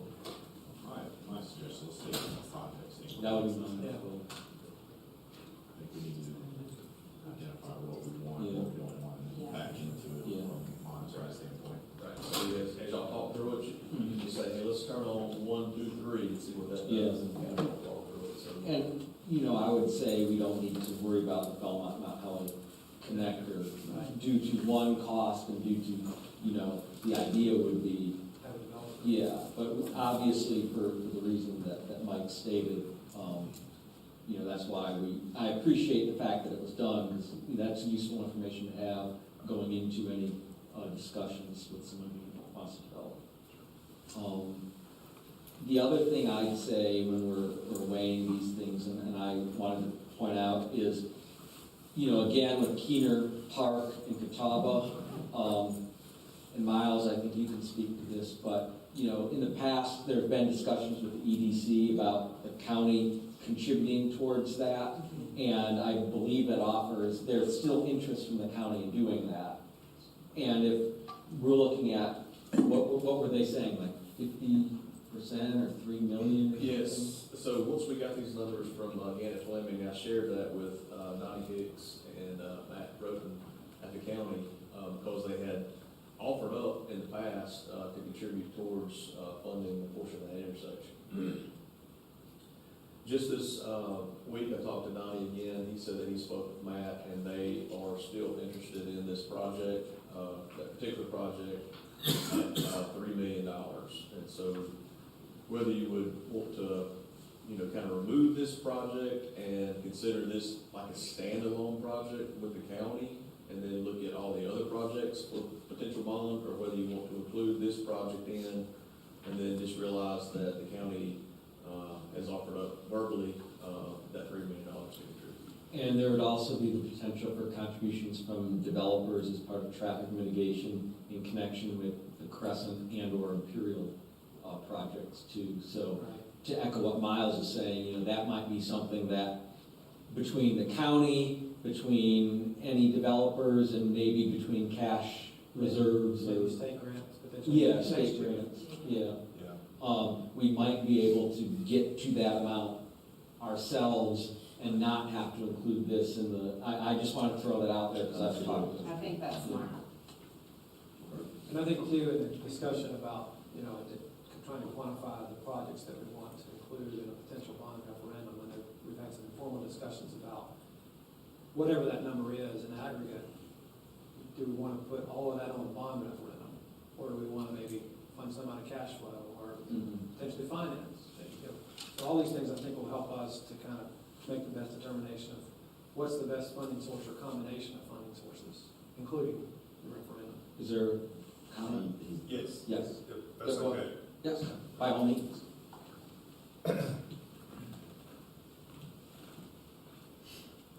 Relative to funding, there are several buckets of money that DOT has, and then also through the IIJA, which was the reauthorization of the Transportation Act, the Infrastructure Act, a couple of years ago, about 2.5 years ago. There's a lot of grant opportunities that a lot of communities of this size are obtaining that are pretty significant. So, you know, that's something I would strongly suggest that you look at, maybe supplement your bond, because I think the more funding streams and the more sources of other people's money is going to allow you to do more on that list, and potentially, you know, add additional projects in the future that would be, you know, really, really improve the transportation system around. You're referring more to state grants, not federal, or? No, they both. Both. Right, because like, for instance, I'm working with McCadville right now on the intersection over there at Maine, and they're going to apply for a congestion mitigation grant this spring, because they bundled it with another project, a Greenway project, and the way congestion mitigation is figured, there's a formula you run through, and the more air quality improvement that you show, which is reducing the idling of vehicles at intersections, the higher the score of the project. and the MPO actually administers those funds, they get them every year. And so it's an application process for that. And then there's, Safe Routes to Schools, there's discretionary funds, you have line items in your, in the general fund budget or in the general assembly budget. You know, it could be that you have a particular project that has a big need, you could potentially get your representative or senator to give a discretionary grant from the Speaker Pro Tem or from the Senate Chair's office. So there's a lot of things that you can tap that will really leverage your bond dollars to really extend those. We will. Okay. Yeah, we're gonna. And just to expand on that topic a little bit, should you all go out for a bond referendum and it passes, and you have a list of projects that you want to fund, and you end up finding grant dollars or some other source of funding out there to help pay for those projects or cover them entirely, you're not required to issue all of your general obligation bonds that are authorized. So if you have, for example, a $10 million project on the list and you have outside funding come in, you can just let that $10 million lapse. Or to Miles' other point, the way that the general obligation bond referendum language is going to be written, it's going to be broad enough that you could repurpose those dollars. So oftentimes, it's our recommendation, but it's a bit of an art versus a science of trying to be more inclusive than not, recognizing that you might seek other sources of funding out there, and if they come in, then you just don't have to tap into those dollars that are available to you. I guess that's a balancing act when you're at this stage, is trying to determine how much you might want to float on a referendum, in the hopes that you're gonna get some help through some of these federal and state sources. You know, trying to find that balance of what, because we don't wanna burden our taxpayers, you know, any, but if we're gonna have to, I think everybody would tell you that less is more. Right, absolutely. Yeah, you don't want that big sticker shock out there that Right. scares voters away. Right. So, happy to take you all's direction here, but one of my goals tonight is to help you all kind of visualize and quantify potential impacts if you all were to put a certain dollar amount out there on the referendum, what that might mean in terms of a potential property tax increase, looking at this general obligation bond in isolation, to service the debt on the bond that would be issued. We can look at different amounts, we can look at different timing of projects. So when you have authorization from a referendum, you have initially 7 years to issue the debt before it expires. You do have the option to petition the LGC for a 3-year extension, so up to 10 years to issue your bond authorization. You don't have to issue it in one fell swoop. You can chop it up into multiple issuances if you please. Oftentimes that's probably a little bit easier just from a project management standpoint, and it also helps mitigate some of the property tax impact if you're able to spread it out over a couple different issuances. So we can look at all those variables here tonight. I know you all talked about starting with just maybe looking at the project list, identifying some priorities, and starting from there and seeing where that takes us. Can you give maybe an example of that with just hypothetical numbers of doing it like in tranches and how that affects the property tax rate for our citizens? Like, it wouldn't all be felt at one time necessarily, right? That's right. So, Can you give kind of an example of that? yeah, so say you all put $20 million out there on the referendum ballot, and that passes. You could issue all $20 million at once, and that's going to be the biggest impact to citizens if you were to raise taxes to cover that principal and interest payment, because you're issuing all your debt at once, and so that's the most outstanding that you're going to have at any given time. If you were to say split that up into $10 million in year 1 and $10 million in year 3, well, by the time you get to that second $10 million, you've already paid down some principal on that first loan, which reduces your interest costs in that third year. And so when you have that second piece of debt layering on top, that peak that you're going to be experiencing your total principal and interest payments of those combined issuances is going to be less than what it would have been if you just issued $20 million all at once. And presumably, if you are issuing debt further down the line, the hope is that the value of a penny on your property tax rate is going to be more valuable in future years. You're a bit more bang for your buck for every 1 cent that you would potentially raise later on down the line versus raising it in year 1. So those two factors in play generally will mitigate or reduce the overall impact versus issuing all at one time. I could show you that visually if that would be helpful. Yeah, I don't see see how that necessarily makes financial sense anyway, right? Because these projects are, it's not like you're gonna start them all, whatever the number is, but choose 5 projects, you're not starting them all at one time, so why take on all that debt at one time? Right? Yeah, that's exactly right. And the general rule of thumb is if you're gonna issue debt, you wanna be able to spend the bond proceeds within a 2 to 3 year horizon. And so if you have a large list of projects, or if you have certain projects that are shovel ready and other projects that are take long to design, you're not gonna wanna issue that debt and just sit on the cash. Right. For multiple years, pay interest on the cash before you deploy it. So how do we want, I mean, I agree with Charlie that, look at it by project. Yeah. I guess we can, get a nucleus of projects that we think should be included, see Yeah. what, I don't think we necessarily need to tally it up and that, whatever the sum total is, well, that's how much it is, because, we've talked about, we might, Get help. yeah, we might get help and it doesn't necessarily have to be those projects, it Right. could, but, maybe if we've got some that we definitely think should be included, we can go Yeah. from there. Yeah, 'cause again, this was super high level. Yeah. It's gonna change, so. So you want to kind of take a poll on what we feel like are the most important projects, you want to start there? Or I know you're going to kind of show us, Yeah. based on which ones we choose, kind of how that might affect the overall value of the Mhm. referendum. Well, I think we can just, I don't know if we need to necessarily poll, but, just someone maybe start us off and. I like 6 and 7 for me. I feel like if we can, especially if we can do those 2 at the same time, I feel like that's gonna get us our most bang for our buck. So that's just for Nixon Road, Yeah. and South Point Road widening. Right. Thoughts on that? I like 7. I like 7 for sure. My number 1 would be the number 1, the middle school connector. So my thoughts are if we can do 6 and 7, obviously number 1, the Belmont Middle School, it would help during school hours, but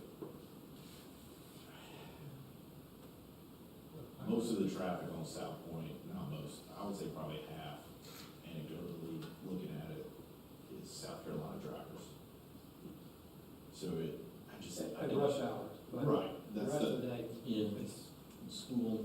well, school, but it's, Yeah. peninsula, citizens that live on the peninsula. But you do get that South Carolina traffic in the mornings and the afternoons. yeah, and that middle school connector's not gonna do anything to that. Not from South Carolina traffic, because most of them are going to Charlotte. Right. They're going east, but. Again, I think it really helps for school hours, but I don't think it's going to have an impact on. Hey, Chaz, real quick, when they say 6 and 7, they're talking about Nixon Road. Oh, sorry. South Yeah. Oh, yeah, sorry. Your number one start with row. Yeah. See, we're going off of this handout that has Sorry. numbers, yeah.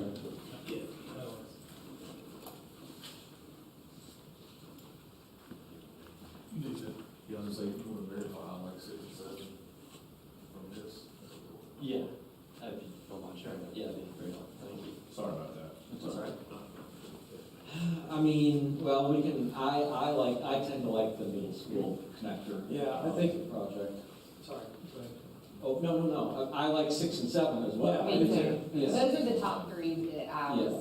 looking at. Obviously, I really like the Keener, but that, if we can get that funded But- elsewhere, then, I think we should listen to what Mike said, that, you want to make sure that we don't concentrate everything in that one. We need to find some other. That was my thought process, Yeah. where if we're doing 6 and 7, we're gonna alleviate a lot of that traffic issues that tend to happen right there at the school. It's kind of feedback from Mike's point, we're gonna need to spread the love. Mhm.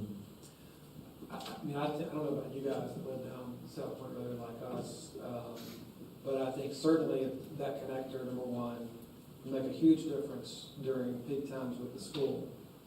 But I do think it would also make a lot of difference for people who, because there is a fair amount of traffic that does go from that area of South Point Road to New Hope.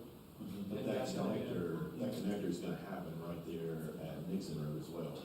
So you'll be able to go down Nixon Road, hit the Del Webb and go there. So Oh, say that again? The deal, I don't even know. Nixon Road already connects, it's a little convoluted way of getting there, Yeah. but it does. If you go all the way connect. down Nixon Road, it connects to the Del Webb, where it'll then eventually feed you to, Yeah, I know. Arms, yeah. So it's like, that middle school connector is gonna be super helpful for middle school, but I think if we do 6 and 7.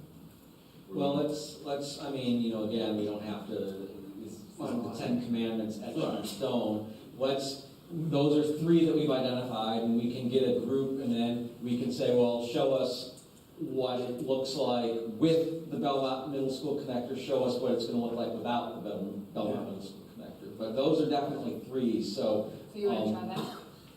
I'll start there and just. Okay, see well, what that yeah, does. because that'll, you That's a know, good idea, Jim. so what, 10, I mean, that's almost 20 million right there, if you look at those 3. Yep, so that's just shy of $20 million of potential projects. Just to give you a little lay of the land on the assumptions here, the local government commission will allow us to finance our debt up to 20 years. You can certainly go shorter than that, that'll lower your overall interest costs, but shortening that debt's going to be higher payments to service it.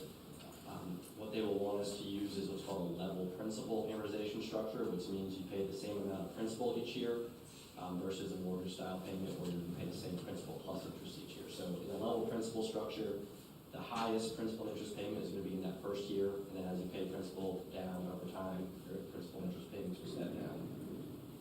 And then in terms of an interest rate assumption, this is somewhat nuanced, but last year the General Assembly passed in their legislation a new kind of protocol or approach to how we have to market general obligation bond information to the public. And so what they have opined on with regards to interest rate assumptions is that in a statement of disclosures where you will make public to your citizens the estimated interest costs on your bonds, the interest rate that you have to use is the highest interest rate that has been received from a local government issuing general obligation bond debt over 20 years, 20-year term, I should say, that was been issued over the past 20 years. So long-winded way of saying the LGC has looked back over the past 20 years and said local governments throughout the state, the highest interest rate that's been received over that time is a 5.344%.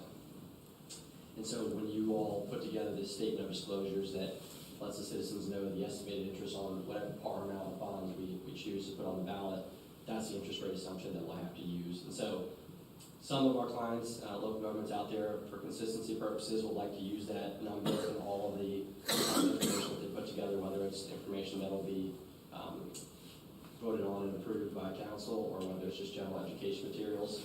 But I will mention that that number is very much above market right now.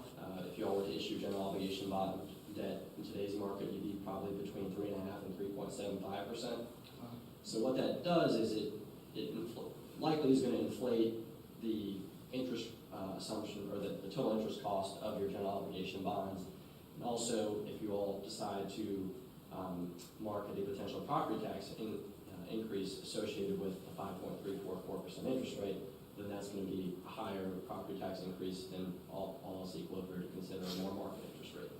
Now that being said, the information that you put out there is just informational for citizens. It does not bind you all to actually implement those property tax increases. It's just trying to give them a barometer of what might take place ultimately when you all issue the debt.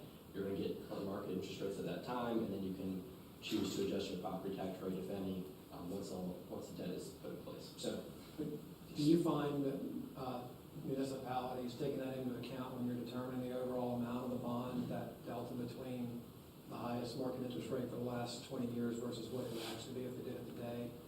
So in other words, maybe backing down on your bond amount to factor in that. Because if the interest cost that we're having to show on the bond referendum is higher than what it would actually be today,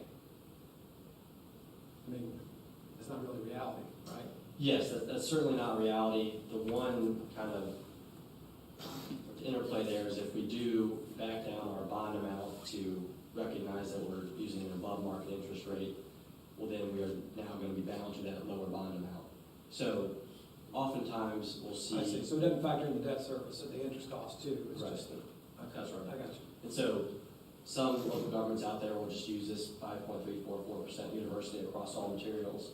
Others will say this is what we are required to do by state statute or state law, but we're going to use a more realistic planning rate for our educational materials. So there will be two different numbers floating out there, but if you kind of caveat it and explain it enough, hopefully it resonates with the citizens that this is a more realistic number versus what we were required to put on the ballot by the state. So, sorry for that bit of a tangent, I just want to give you a little lay of the land there on the assumptions here. So, if we were to consider issuing approximately $20 million in one fell swoop, so we're trying to tackle all three projects at once, that is going to start repaying our principal and interest payments the fiscal year after we were to issue the debt. So if y'all were to be successful with your bond referendum this fall, that would be in your fiscal year 2025. The earliest you could issue the debt would be the spring of 2025, so still within fiscal 25. So that would be kind of the quickest time frame, putting aside the design and bid work to actually get the project shovel ready. But just trying to show you kind of the most accelerated approach here. And so the way that we look to try to quantify what this might cost on the property tax rate is we try to equate the principal and interest payments to value of penny.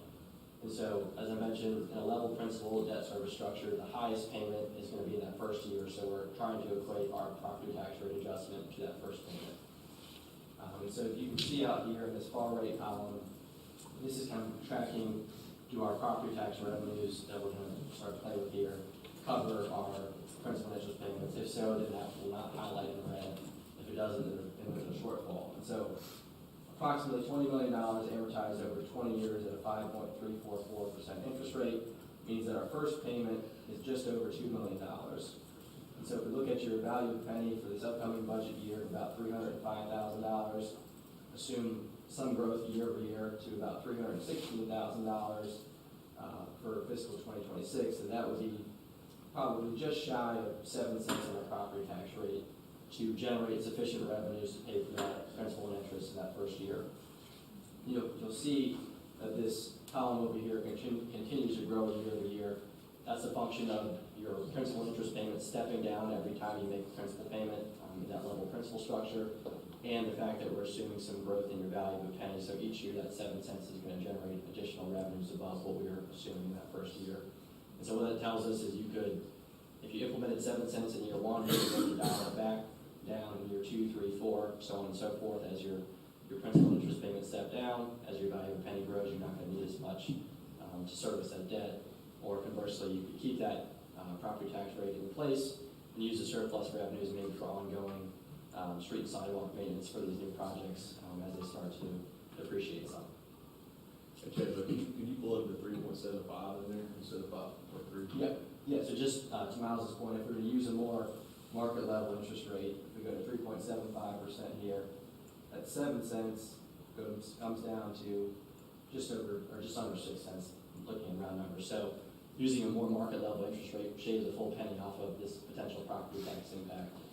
And so that would be an instance where we're required to use this 5.344% for certain disclosure documents, but perhaps we market it to the citizens as part of the educational materials that use a more realistic interest rate actually brings that down by a full penny.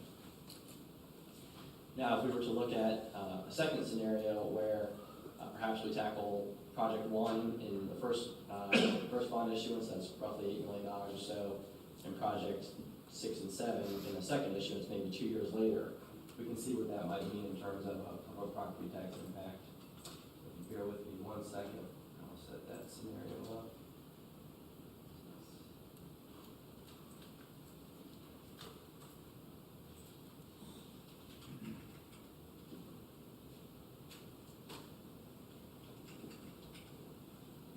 So this is the same, just shy of $20 million of bond projects. But you can see that, get rid of this. In year 1, we only issue $8.25 million of bonds. That first payment is $850,000, which is just shy of 3 cents. So we've gone from, if we issue all of the debt in one fell swoop in the first year, that would be a 7 cent requirement, to if we issue roughly half of it in the first year, that is 3 cents. And if we come back 2 years later and look to issue the second, or issue the balance of the referendum amount of about $11.6 million, we would probably need to go to maybe 5.75 cents or so. So you can see that splitting it up into two issuances, stretching them out 2 years apart, means that our first impact is 4 cents lower, and our total impact over the life is 1.25 cents lower. And so that kind of goes hand in hand with managing all these projects at one time, leveraging the value of the penny as it grows year over year, leveraging the step down in principal and interest payments of that first issuance for 2 years, and then putting a second potential property tax impact in place when that second issuance is borrowed for. But you're approving the referendum for the entire amount up front, right? Yes, that is correct. You could elect to approve a referendum now and then 2 years later hold another referendum for more projects, but usually we try to suggest doing one bite of the apple for fairly critical mass of projects so that you can begin to deploy those dollars. And how do you communicate the fact that it will be, in this example, if that's the design we decided to go with, how do you communicate that it would be, distributed in tranches? Yeah, so on the disclosure documents that you have to approve, there will be certain assumptions that says, we anticipate issuing this debt over 2 different tranches in estimated amounts of X and Y. And then in your marketing materials, you can say the exact same thing, that this is our current plan. Again, it doesn't lock you into actually executing on that plan, but just for informational purposes, this is how we plan to attack these projects in terms of issuing debt and then what the property tax impact might be to service that debt. In each of those years? Yep, that's exactly right. So you'll say, in this instance, we would propose issuing $8.25 million in 2025, Right. and that would have a 3 cent property tax increase. And then we come back 2 years later, fiscal '27, issue $11.6 million, which would be an additional 2.75 cents for a total of 5.75 cents if approved. Yeah, I like the second. Yeah. I like the second option better. So, all right, so we've got like a critical mass of projects. What else? I mean, are we looking at maybe in some other areas of town? Or I was looking at the added left turn lane right there, South Central. Mm-hmm. Is that number 3, right? Yeah. Yeah. I think it was.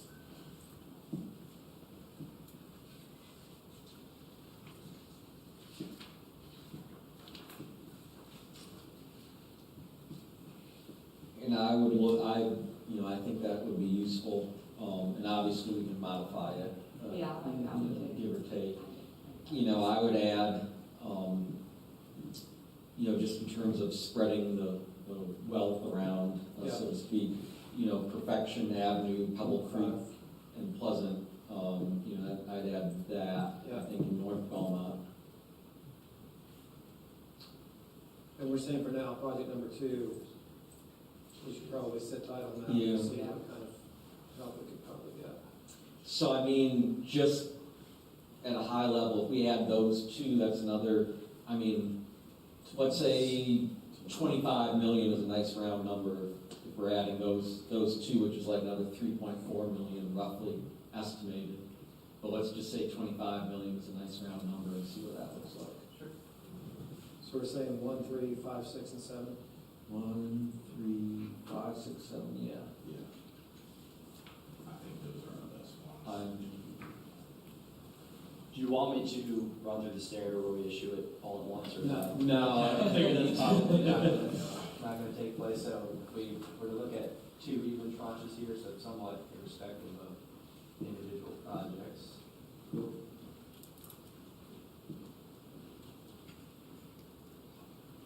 In your experience, depending on what the total amount is that we're talking about with these 5 projects, would you see typically that done in, say, 2 tranches, 3 tranches? Is there Usually 2 to 3.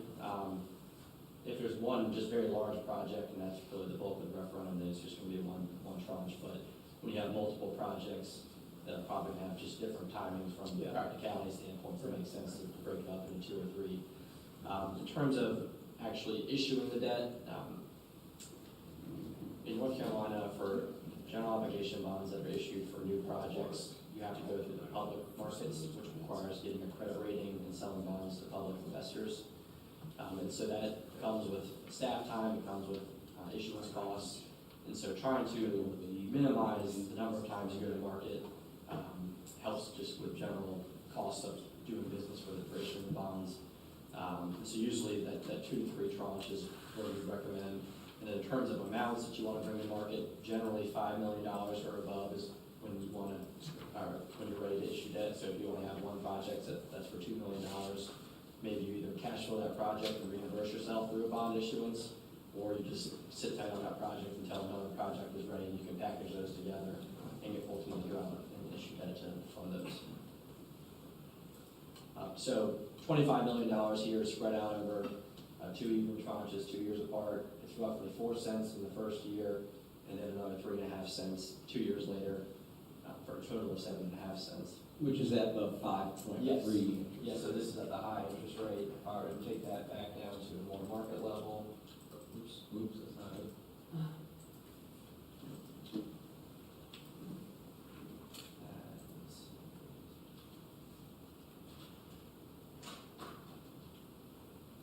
So it's about 3.5 cents, and then another 3 cents later for 6.5 total. So can you lock in those rates on those subsequent tranches today? No, so those are all going to be dictated when you are ready to issue the debt. So the Which hopefully will 3.75 can go down. Yeah. For instance, 2 years ago, when we were coming off the road of the pandemic, there was issuers out there that were borrowing 20 years at under 2%. But also on the flip side, as you saw, that the LGC makes us use, there's been issues that are borrowing above 5%. So it is going to be market dependent. It's a little bit hard to kind of predict where interest rates are going to be a year from now, 2 years from now. Sure. And so when you do issue the debt, you're locked in for those full 20 years, but the first issuance does not guarantee the interest rates on your second or third issuance. So in this example, with all 5 projects, we're talking about an initial change to the tax rate of 3.5 cents for the first 2 years, increasing by an additional 3% to a total of 6.5 That's correct. versus today's tax rate. Which, what do we, the last 2 reductions in total were 6%? 6 cents. I'm sorry, 6 cents. That's Yes, correct. that'd roughly get you back to where you were back in 22. Mhm. And I will mention, just on the projections for property tax, or excuse me, for the value of a penny, this does not include any future revals. So essentially it's saying that you would go revenue neutral in any reval year. And so to the extent you didn't, that would pick up additional value of a penny, Right. which will mitigate this further. Mhm. But want to be conservative for planning purposes. Sure.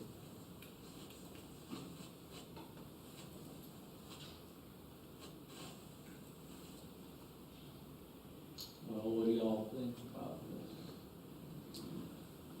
Thoughts?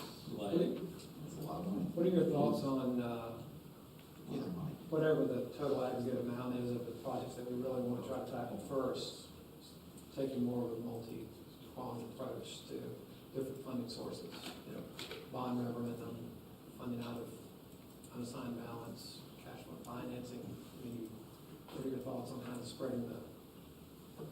Sure. So in terms of if you were to consider borrowing funds for any or all of these projects, the general obligation bond is going to be your lowest cost of funds. It's the most secure form of debt that you all can issue, so you're going to get the lowest interest rate. In terms of other financing sources out there, if you were to do something like an installment financing, that's going to come at a higher interest rate, and those are also a little bit more difficult to do for projects of this nature because the general, or the state statute requires you to pledge an asset when you're financing the project, and you have to essentially pledge the asset that you are financing. And so lenders aren't going to look too highly on having a security interest in a street or a sidewalk because their ability to foreclose on that and liquidate the asset to recoup the funds that they lent you just isn't palatable. So in terms of any kind of financing approach, that's really general obligation bonds. In terms of tapping into fund balance, you can certainly look to do that. You can do that to jumpstart the projects, to fund design and engineering costs, or fund a project in its entirety. And then you can elect to reimburse yourself with bond proceeds if you choose to do so, or if you're comfortable with where your fund balance level is after you spent those built up dollars, you can just use cash and be done with it. We typically will kind of keep an eye on where your current fund balance levels are, in relation to council policies and targets, as well as the benchmarks that the state puts out, just to make sure that you're not running afoul of either of those. If you were to consider putting cash towards any of these projects, the LGC will come knock you on your door if your fund balance starts to plummet or continues to decline year over year. And they want to just make sure that you're aware of what's going on and not kind of getting into a financial burden. And then just other funding sources out there. Obviously, if you can get grant money, whether that's completely unrestricted or if it has some kind of funding match, that's probably the path of least resistance, because that's going to be the cheapest dollars out there. And if you do have a grant match associated with any of those grants, you can fund it out of general obligation bond proceeds. So if you have a $10 million project and $7.5 million grant funded and you need a $2.5 million match, you could certainly use fund balance. You could use $2.5 million of your authorization to fund it. So obviously, we'd always recommend going after as many grants as possible because that's free money, so to speak. They might have some sort of in terms of procurement, but just tapping into those dollars first is always kind of the best place to start. And the flip side, sometimes grant funding doesn't materialize or it takes really long to get there. And so if the projects are priorities that you all want to get funded and you've had a referendum pass and citizens are saying, why don't you put their dollars to work while waiting for grant funding, might kind of make it difficult to appease them, so to speak, while you just have this authorization sitting out there. So, What's a realistic dollar amount for these grants? I am not too well versed in the grant space, so I don't know if you have anything to share on that or anyone else, but I'm not sure I'm educated enough to Which is all over the board. Yeah. Didn't know it was like- There's one that Rutherford County got for the greenway in between Spindale and Rutherford. It's $20 million.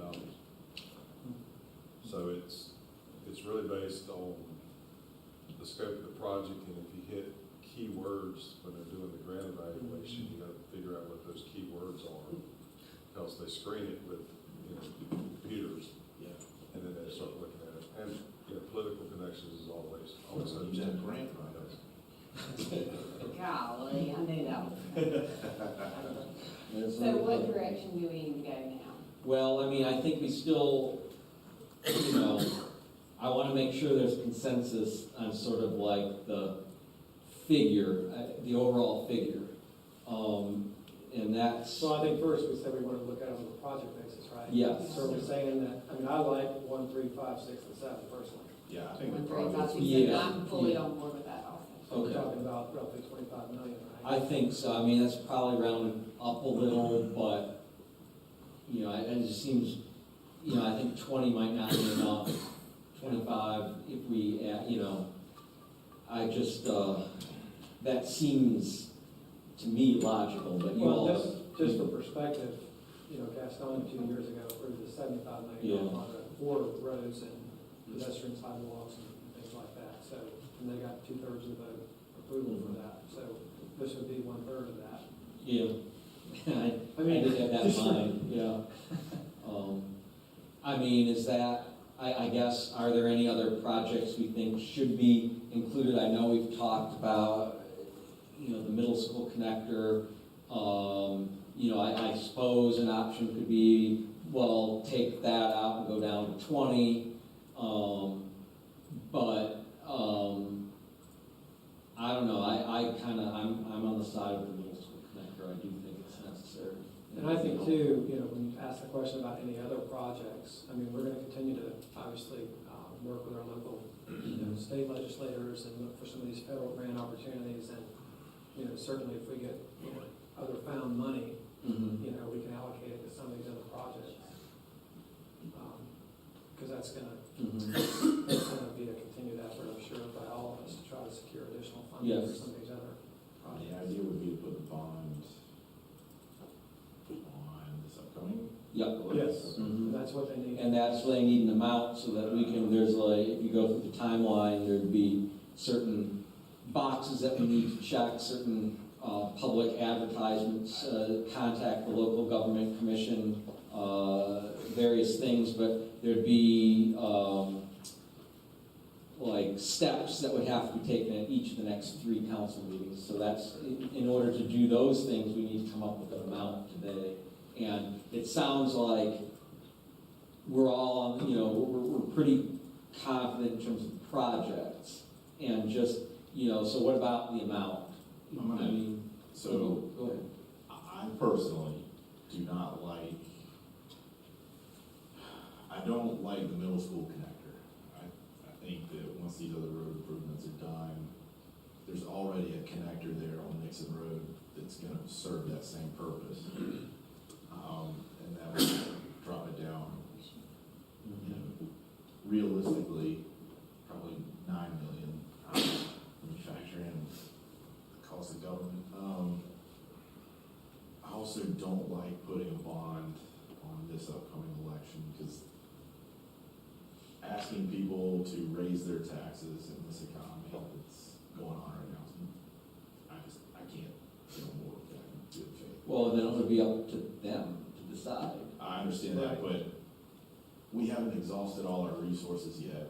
We haven't even tried for a grant or anything yet, so I feel like we should try that first before we ever even take it to the taxpayer.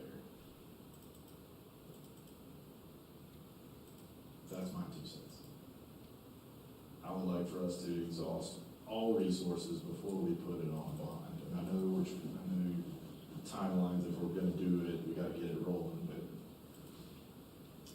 I think from a timing standpoint, though, we have projects that need attention.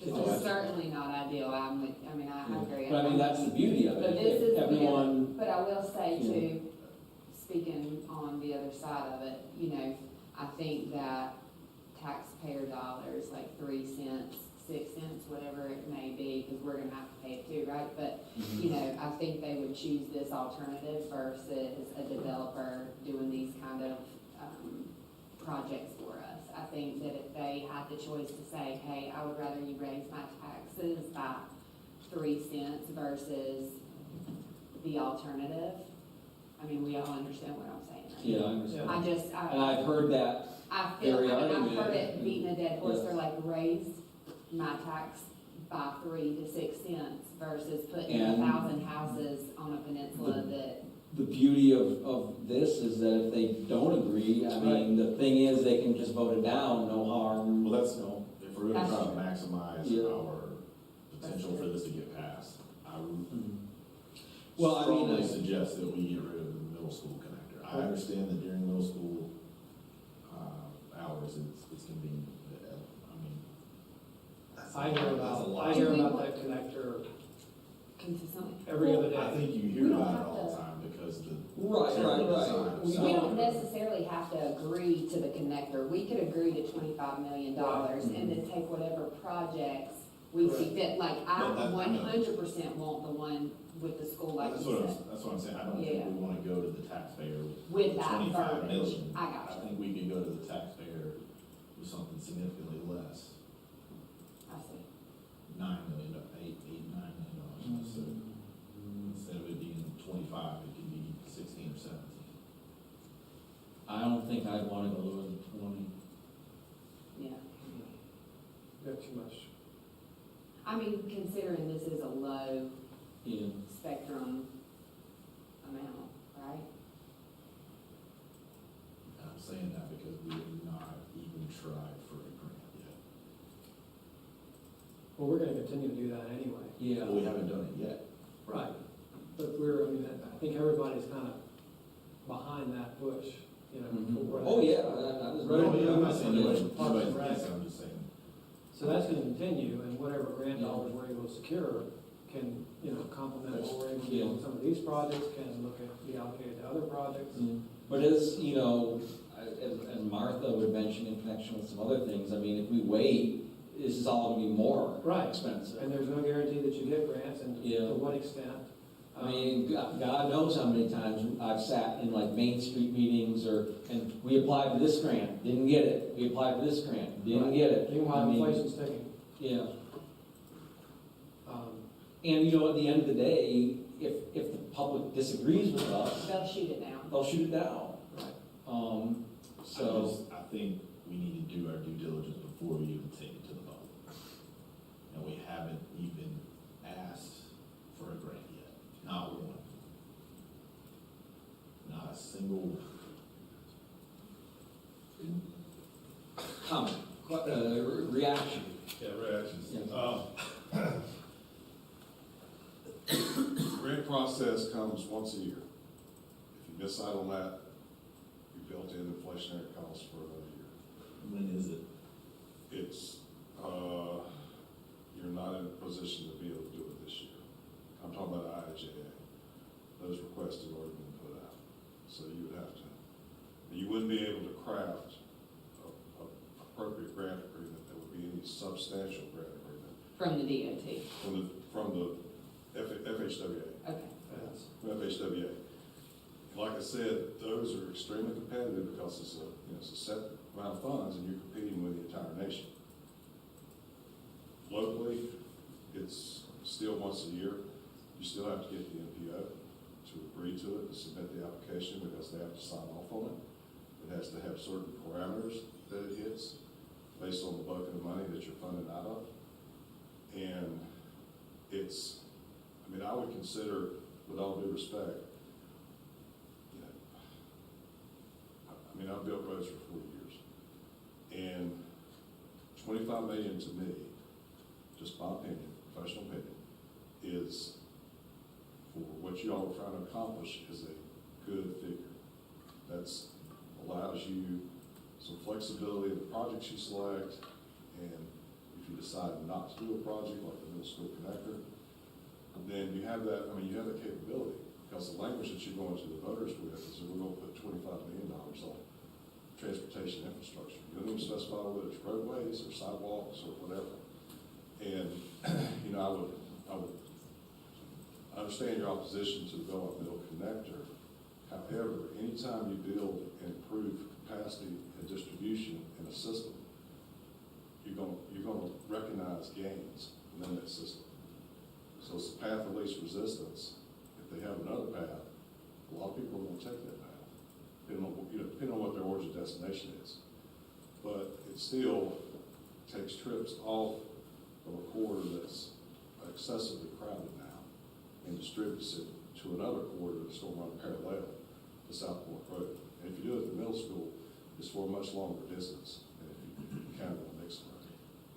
Mike, can you kind of, in your experience, if you look at a connector from South Point to Armstrong Ford, the differences between using Nixon Road, going largely through residential areas the whole way, versus this, obviously the Del Webb component would be a neighborhood, but it's more of a highway, not highway, that's not the right term, but it's not like a 15, 20 mile an hour. It's a two-lane collector.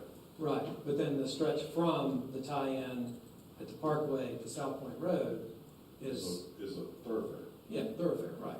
So you're talking 35 mile an hour, maybe, speed limit? Oh, yeah, 35. So the commute time is gonna be much smoother, I would say, and less transit time from South Point Road to Armstrong Ford using the connector than it would be, not to mention probably safer, right? Because you're not going through all those neighborhoods.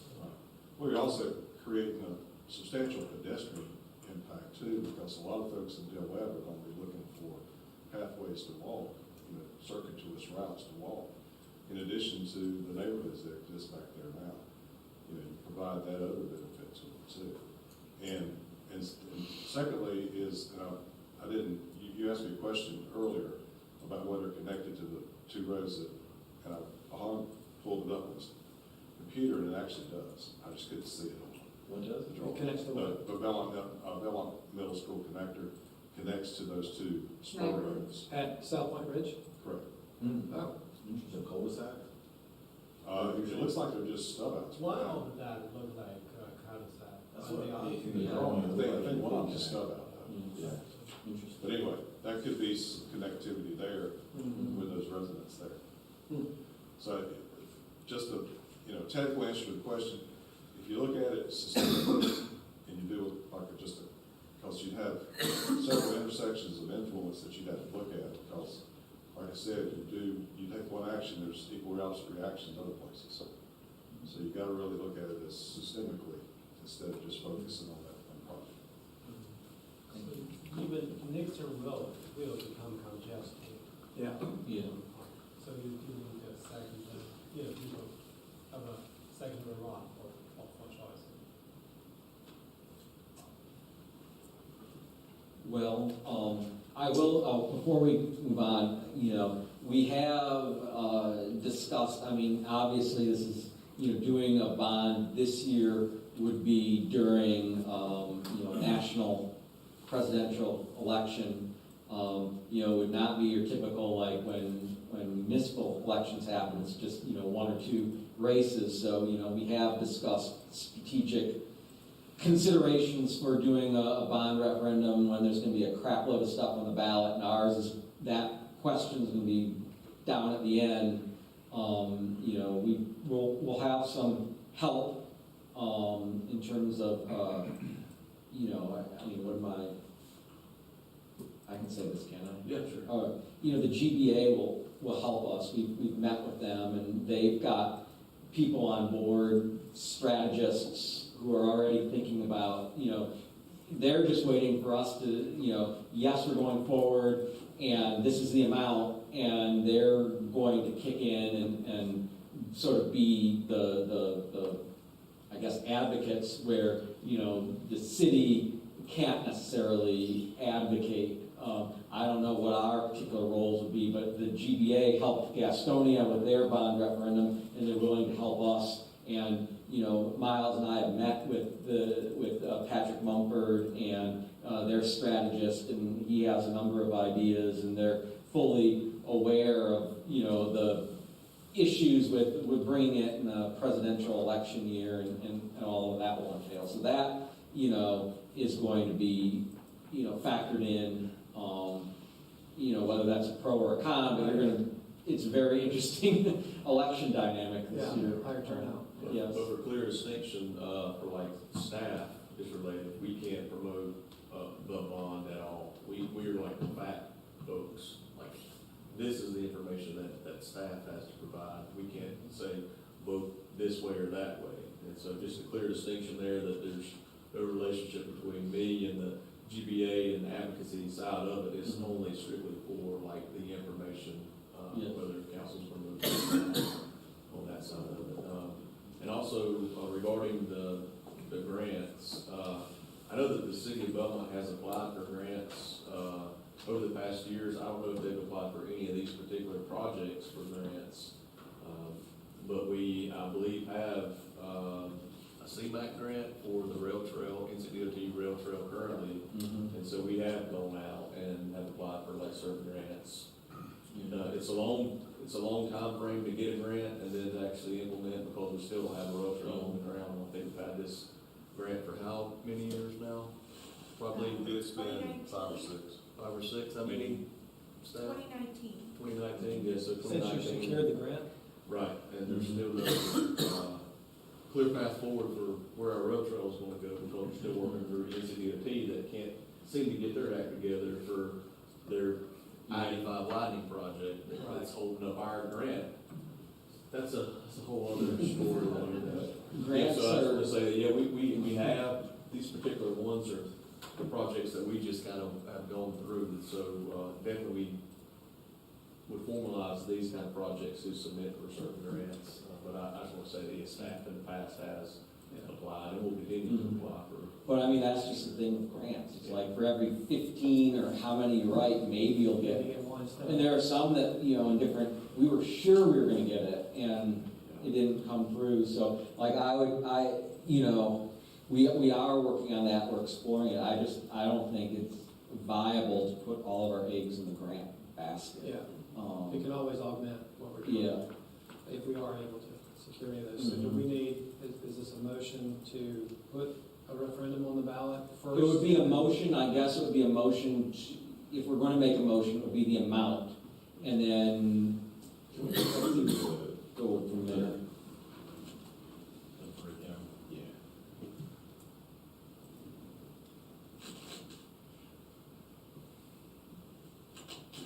Yeah. And I don't even think if we decide on the amount that we're necessarily,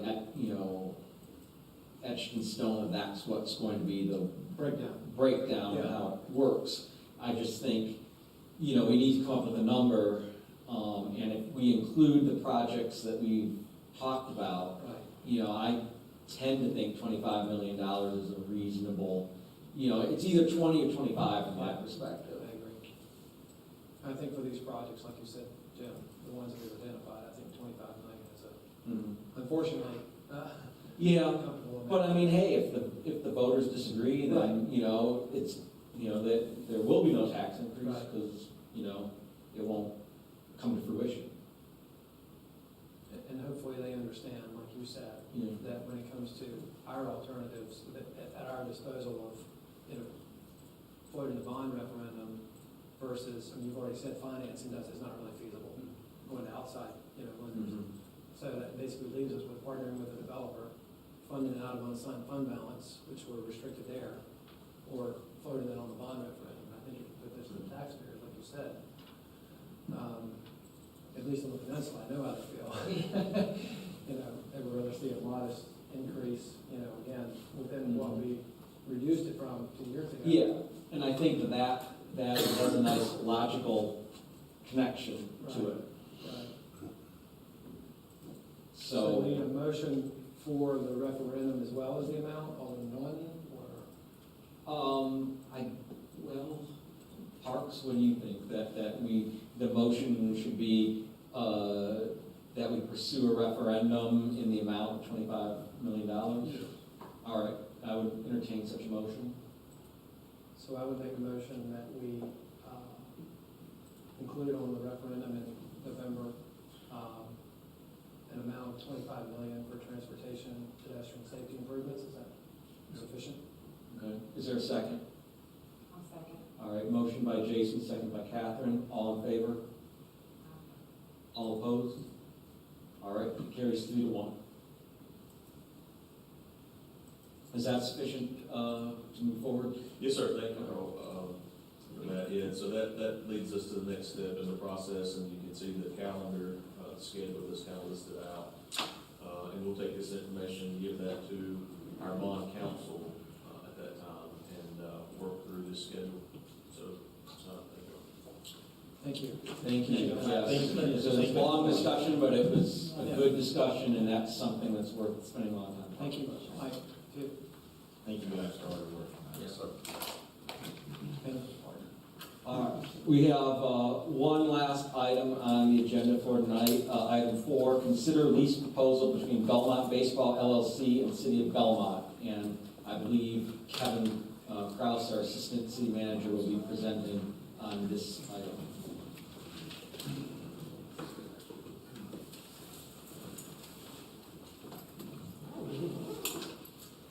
Good evening. I won't keep you here too long. So, what do we have? The proposal is from Belmont Baseball LLC. I believe you are a little bit familiar with this already. They reached out to us about leasing Davis Park for a collegiate wooden bat league. It's under the Players League, and then the old North State League is underneath that Players League umbrella. And they're looking to do an expansion team at Belmont. There's a few of the teams that are involved with the old North State League. There's 22 teams, and I like some of the names. We have to come up with a good one. Flying Pigs is good. The Moonshiners, that makes sense. Apparently, there's a lot of porcupines in Pineville. I didn't know that.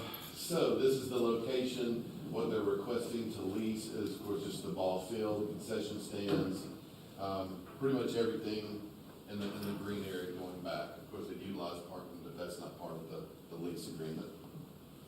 The improvements that they would plan to make cost approximately $250,000. It includes fencing, dugouts, new backstop, resurfacing infield, scoreboard, and lighting adjustments. We were planning on lights, but I guess there's some adjustments made to them. Some of the key mutual agreements that are in the lease to highlight, the team would utilize the park for practice, home games, and some other events. It looks like their season is June May, June, and July. That's when their games take place. They're gonna be responsible for all the maintenance and upkeep. And they would be responsible to reimburse us for any expenses that may be incurred. We have to work that out and give them notice, beforehand. Belmont Baseball LLC will keep all the revenue that's generated, the gate fees, really any kind of fee that's associated with their events. And they'll be responsible for all their utility costs. And there's also, they want to sell alcohol, and they want us to support their ABC permit. So the terms of the lease are 10 years. There is an option to renew it. Go back before council and see you have an option to renew there. And that's from the general statutes that tells us that 10 years is the max term on a lease. And you can build in that auto renewal in the lease. Oh, you can? Yes, you can. Okay, because I had a question about that, but. Well, that's my interpretation of this statute. Okay. I don't know if Parks, what's to say, in determining the term of a proposed lease, periods that may be added to the original term by options to renew or extend shall be included.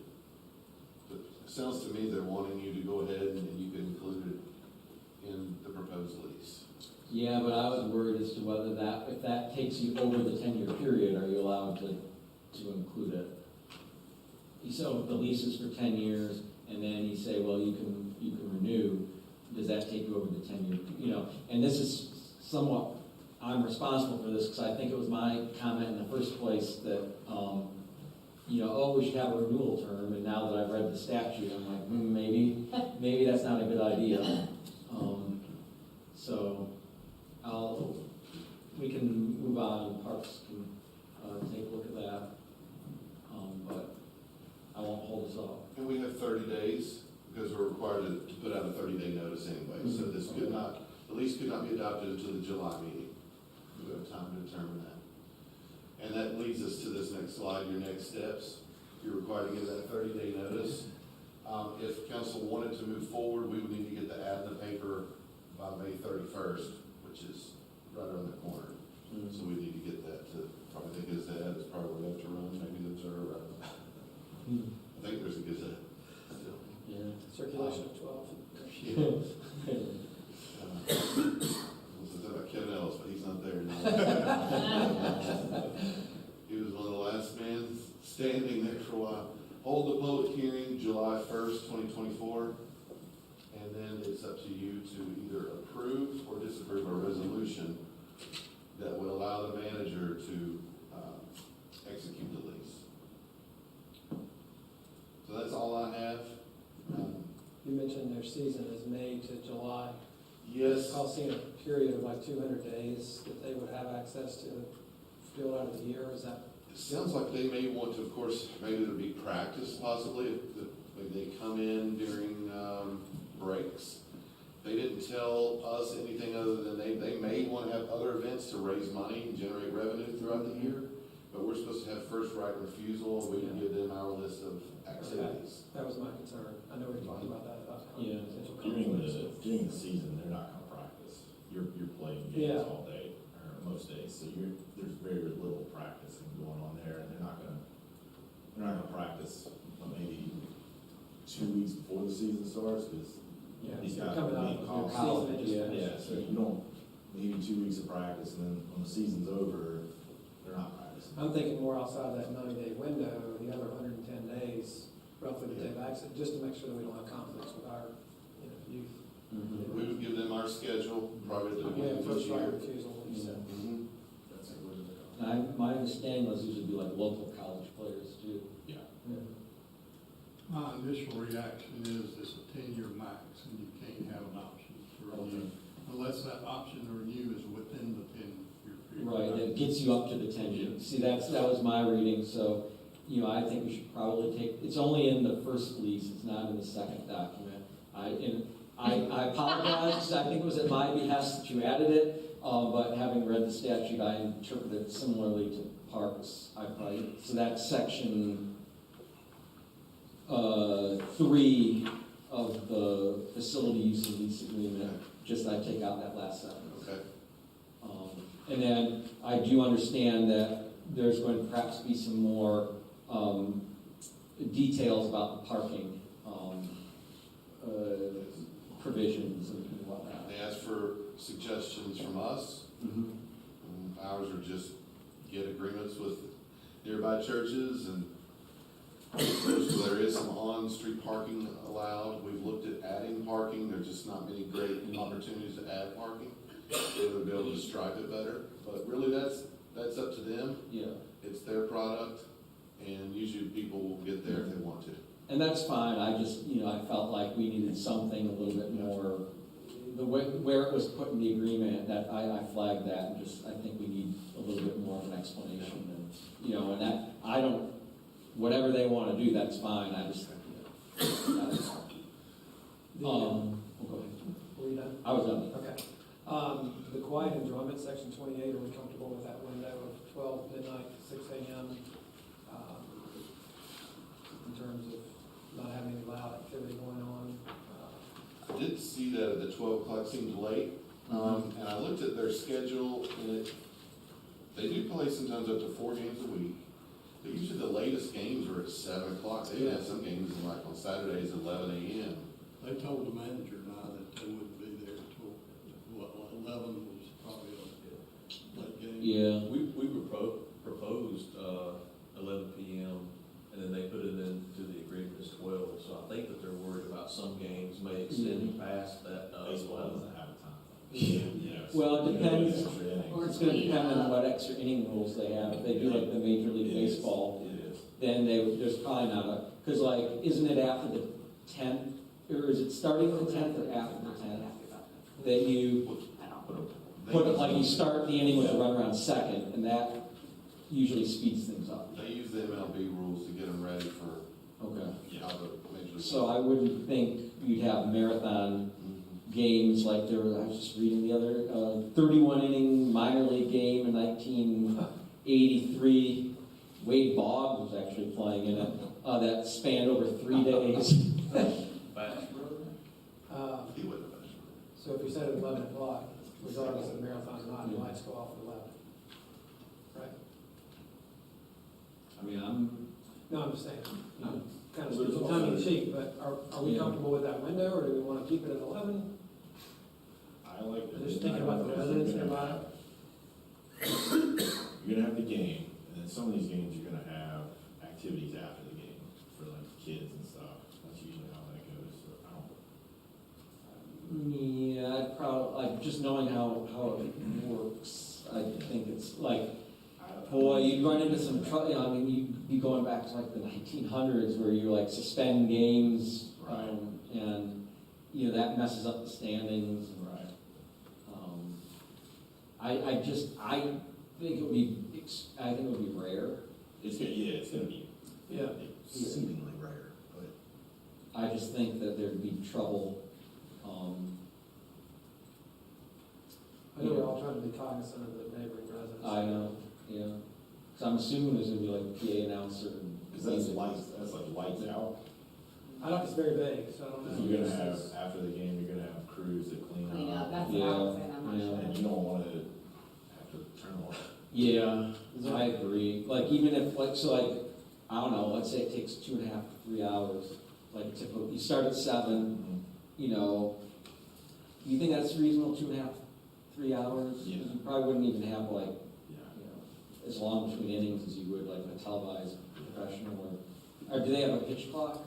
I don't think they do. I don't think so. They may add, 'cause they're supposed to be identical to the MLB rules, maybe Maybe they do. they use it. But let's say like, start at 7, 2.5, 3 hours, but then you'd still need like probably a fair amount of time to like clean up and People get out of there. yeah. It's not like when I was doing rec softball and the young and me wanted to both get out of there. So like, but by the time the ball hit the glove on the last out, we were already in the parking lot turning off the lights. But I think, I mean, I'm cognizant of the neighbors too. But they play games there already in some form or fashion, don't they? I mean, it's got lights and it's. Yeah, it's a baseball field. You live near a baseball field, you're gonna run this living.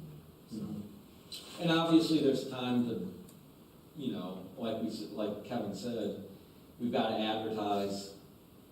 You know, the lease can't be approved until July anyway. I forgot how many games they play. I think it's roughly 40. So like 20. Only 20 of those are home games, and of the 20, not all of them are gonna be night games. Yeah. So you're talking 10, 15 times, maybe. It does say here under section 6, Belmont Baseball shall provide city with written notice of each activity to be held during the term. So if there's something that's problematic, or you think it's gonna go too late, I mean, I suppose we can. Yeah, if they try to go And I mean- at 8 o'clock, Yeah. first pitch, you can. We have Friday Night Live concerts that I'm sure disturb the people on Myrtle Street and Mill Street.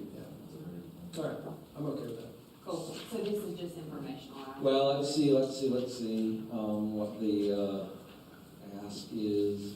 Do we need to do anything? We want some direction, we want your general, just let us, because we need to make the advertisements the key. So we don't want to run the ad if we don't think that you want to at least move forward with the next step of entertaining it at that July meeting. So if you seem to be on board with this, head nods should be enough. I say we run the ad and we'll just see Yeah, what it the sounds community like- says, you know, they'll speak their mind. Yeah, all right, well, motion to move forward, run the ad. Okay. Yep. All right. It's late. I'll make a motion that we move forward with the ad, too. All right. Second. I will Yes, second that. Motion by Jason, second by Catherine. All those in favor? Aye. Aye. All, well, we muddled through another one. Anything else, city manager? No, sir. Can I say something real quick? And then, I know we've already been here, so what's another minute? But I did want to say thank you to our police. I wanted to thank Phil and Cassidy and Summer for Friday Night Live. It was a monsoon out of, I don't want to say out of nowhere, because, you know, we knew that the rain was coming, but not as soon as it, you know, did. So Yes. I thought it was precious that the policemen were playing with the kids. Some of those kids were my kids and their friends, and they literally had the best time. I was so upset about the rain until I saw the policeman go play with his kids on Main Street, and it all went away. And I was like, this is what it's all about. So they will remember that for the rest of our life. It's like a core memory, playing in downtown Belmont with the policemen in the rain and soaking wet. It was amazing. So thank you guys. Thank you, and thank Phil and especially Summer for what they did. They held it down for sure, and I appreciate it. So it was awesome. Well said. I've heard that from several people myself, so I agree. That being said, I would now entertain a motion to adjourn. Motion to adjourn. I'm gonna recognize Charlie, because Charlie spoke. I heard him, but I didn't whatever. Motion by Charlie, second by Catherine. All those in favor? Aye. We are adjourned. Aye.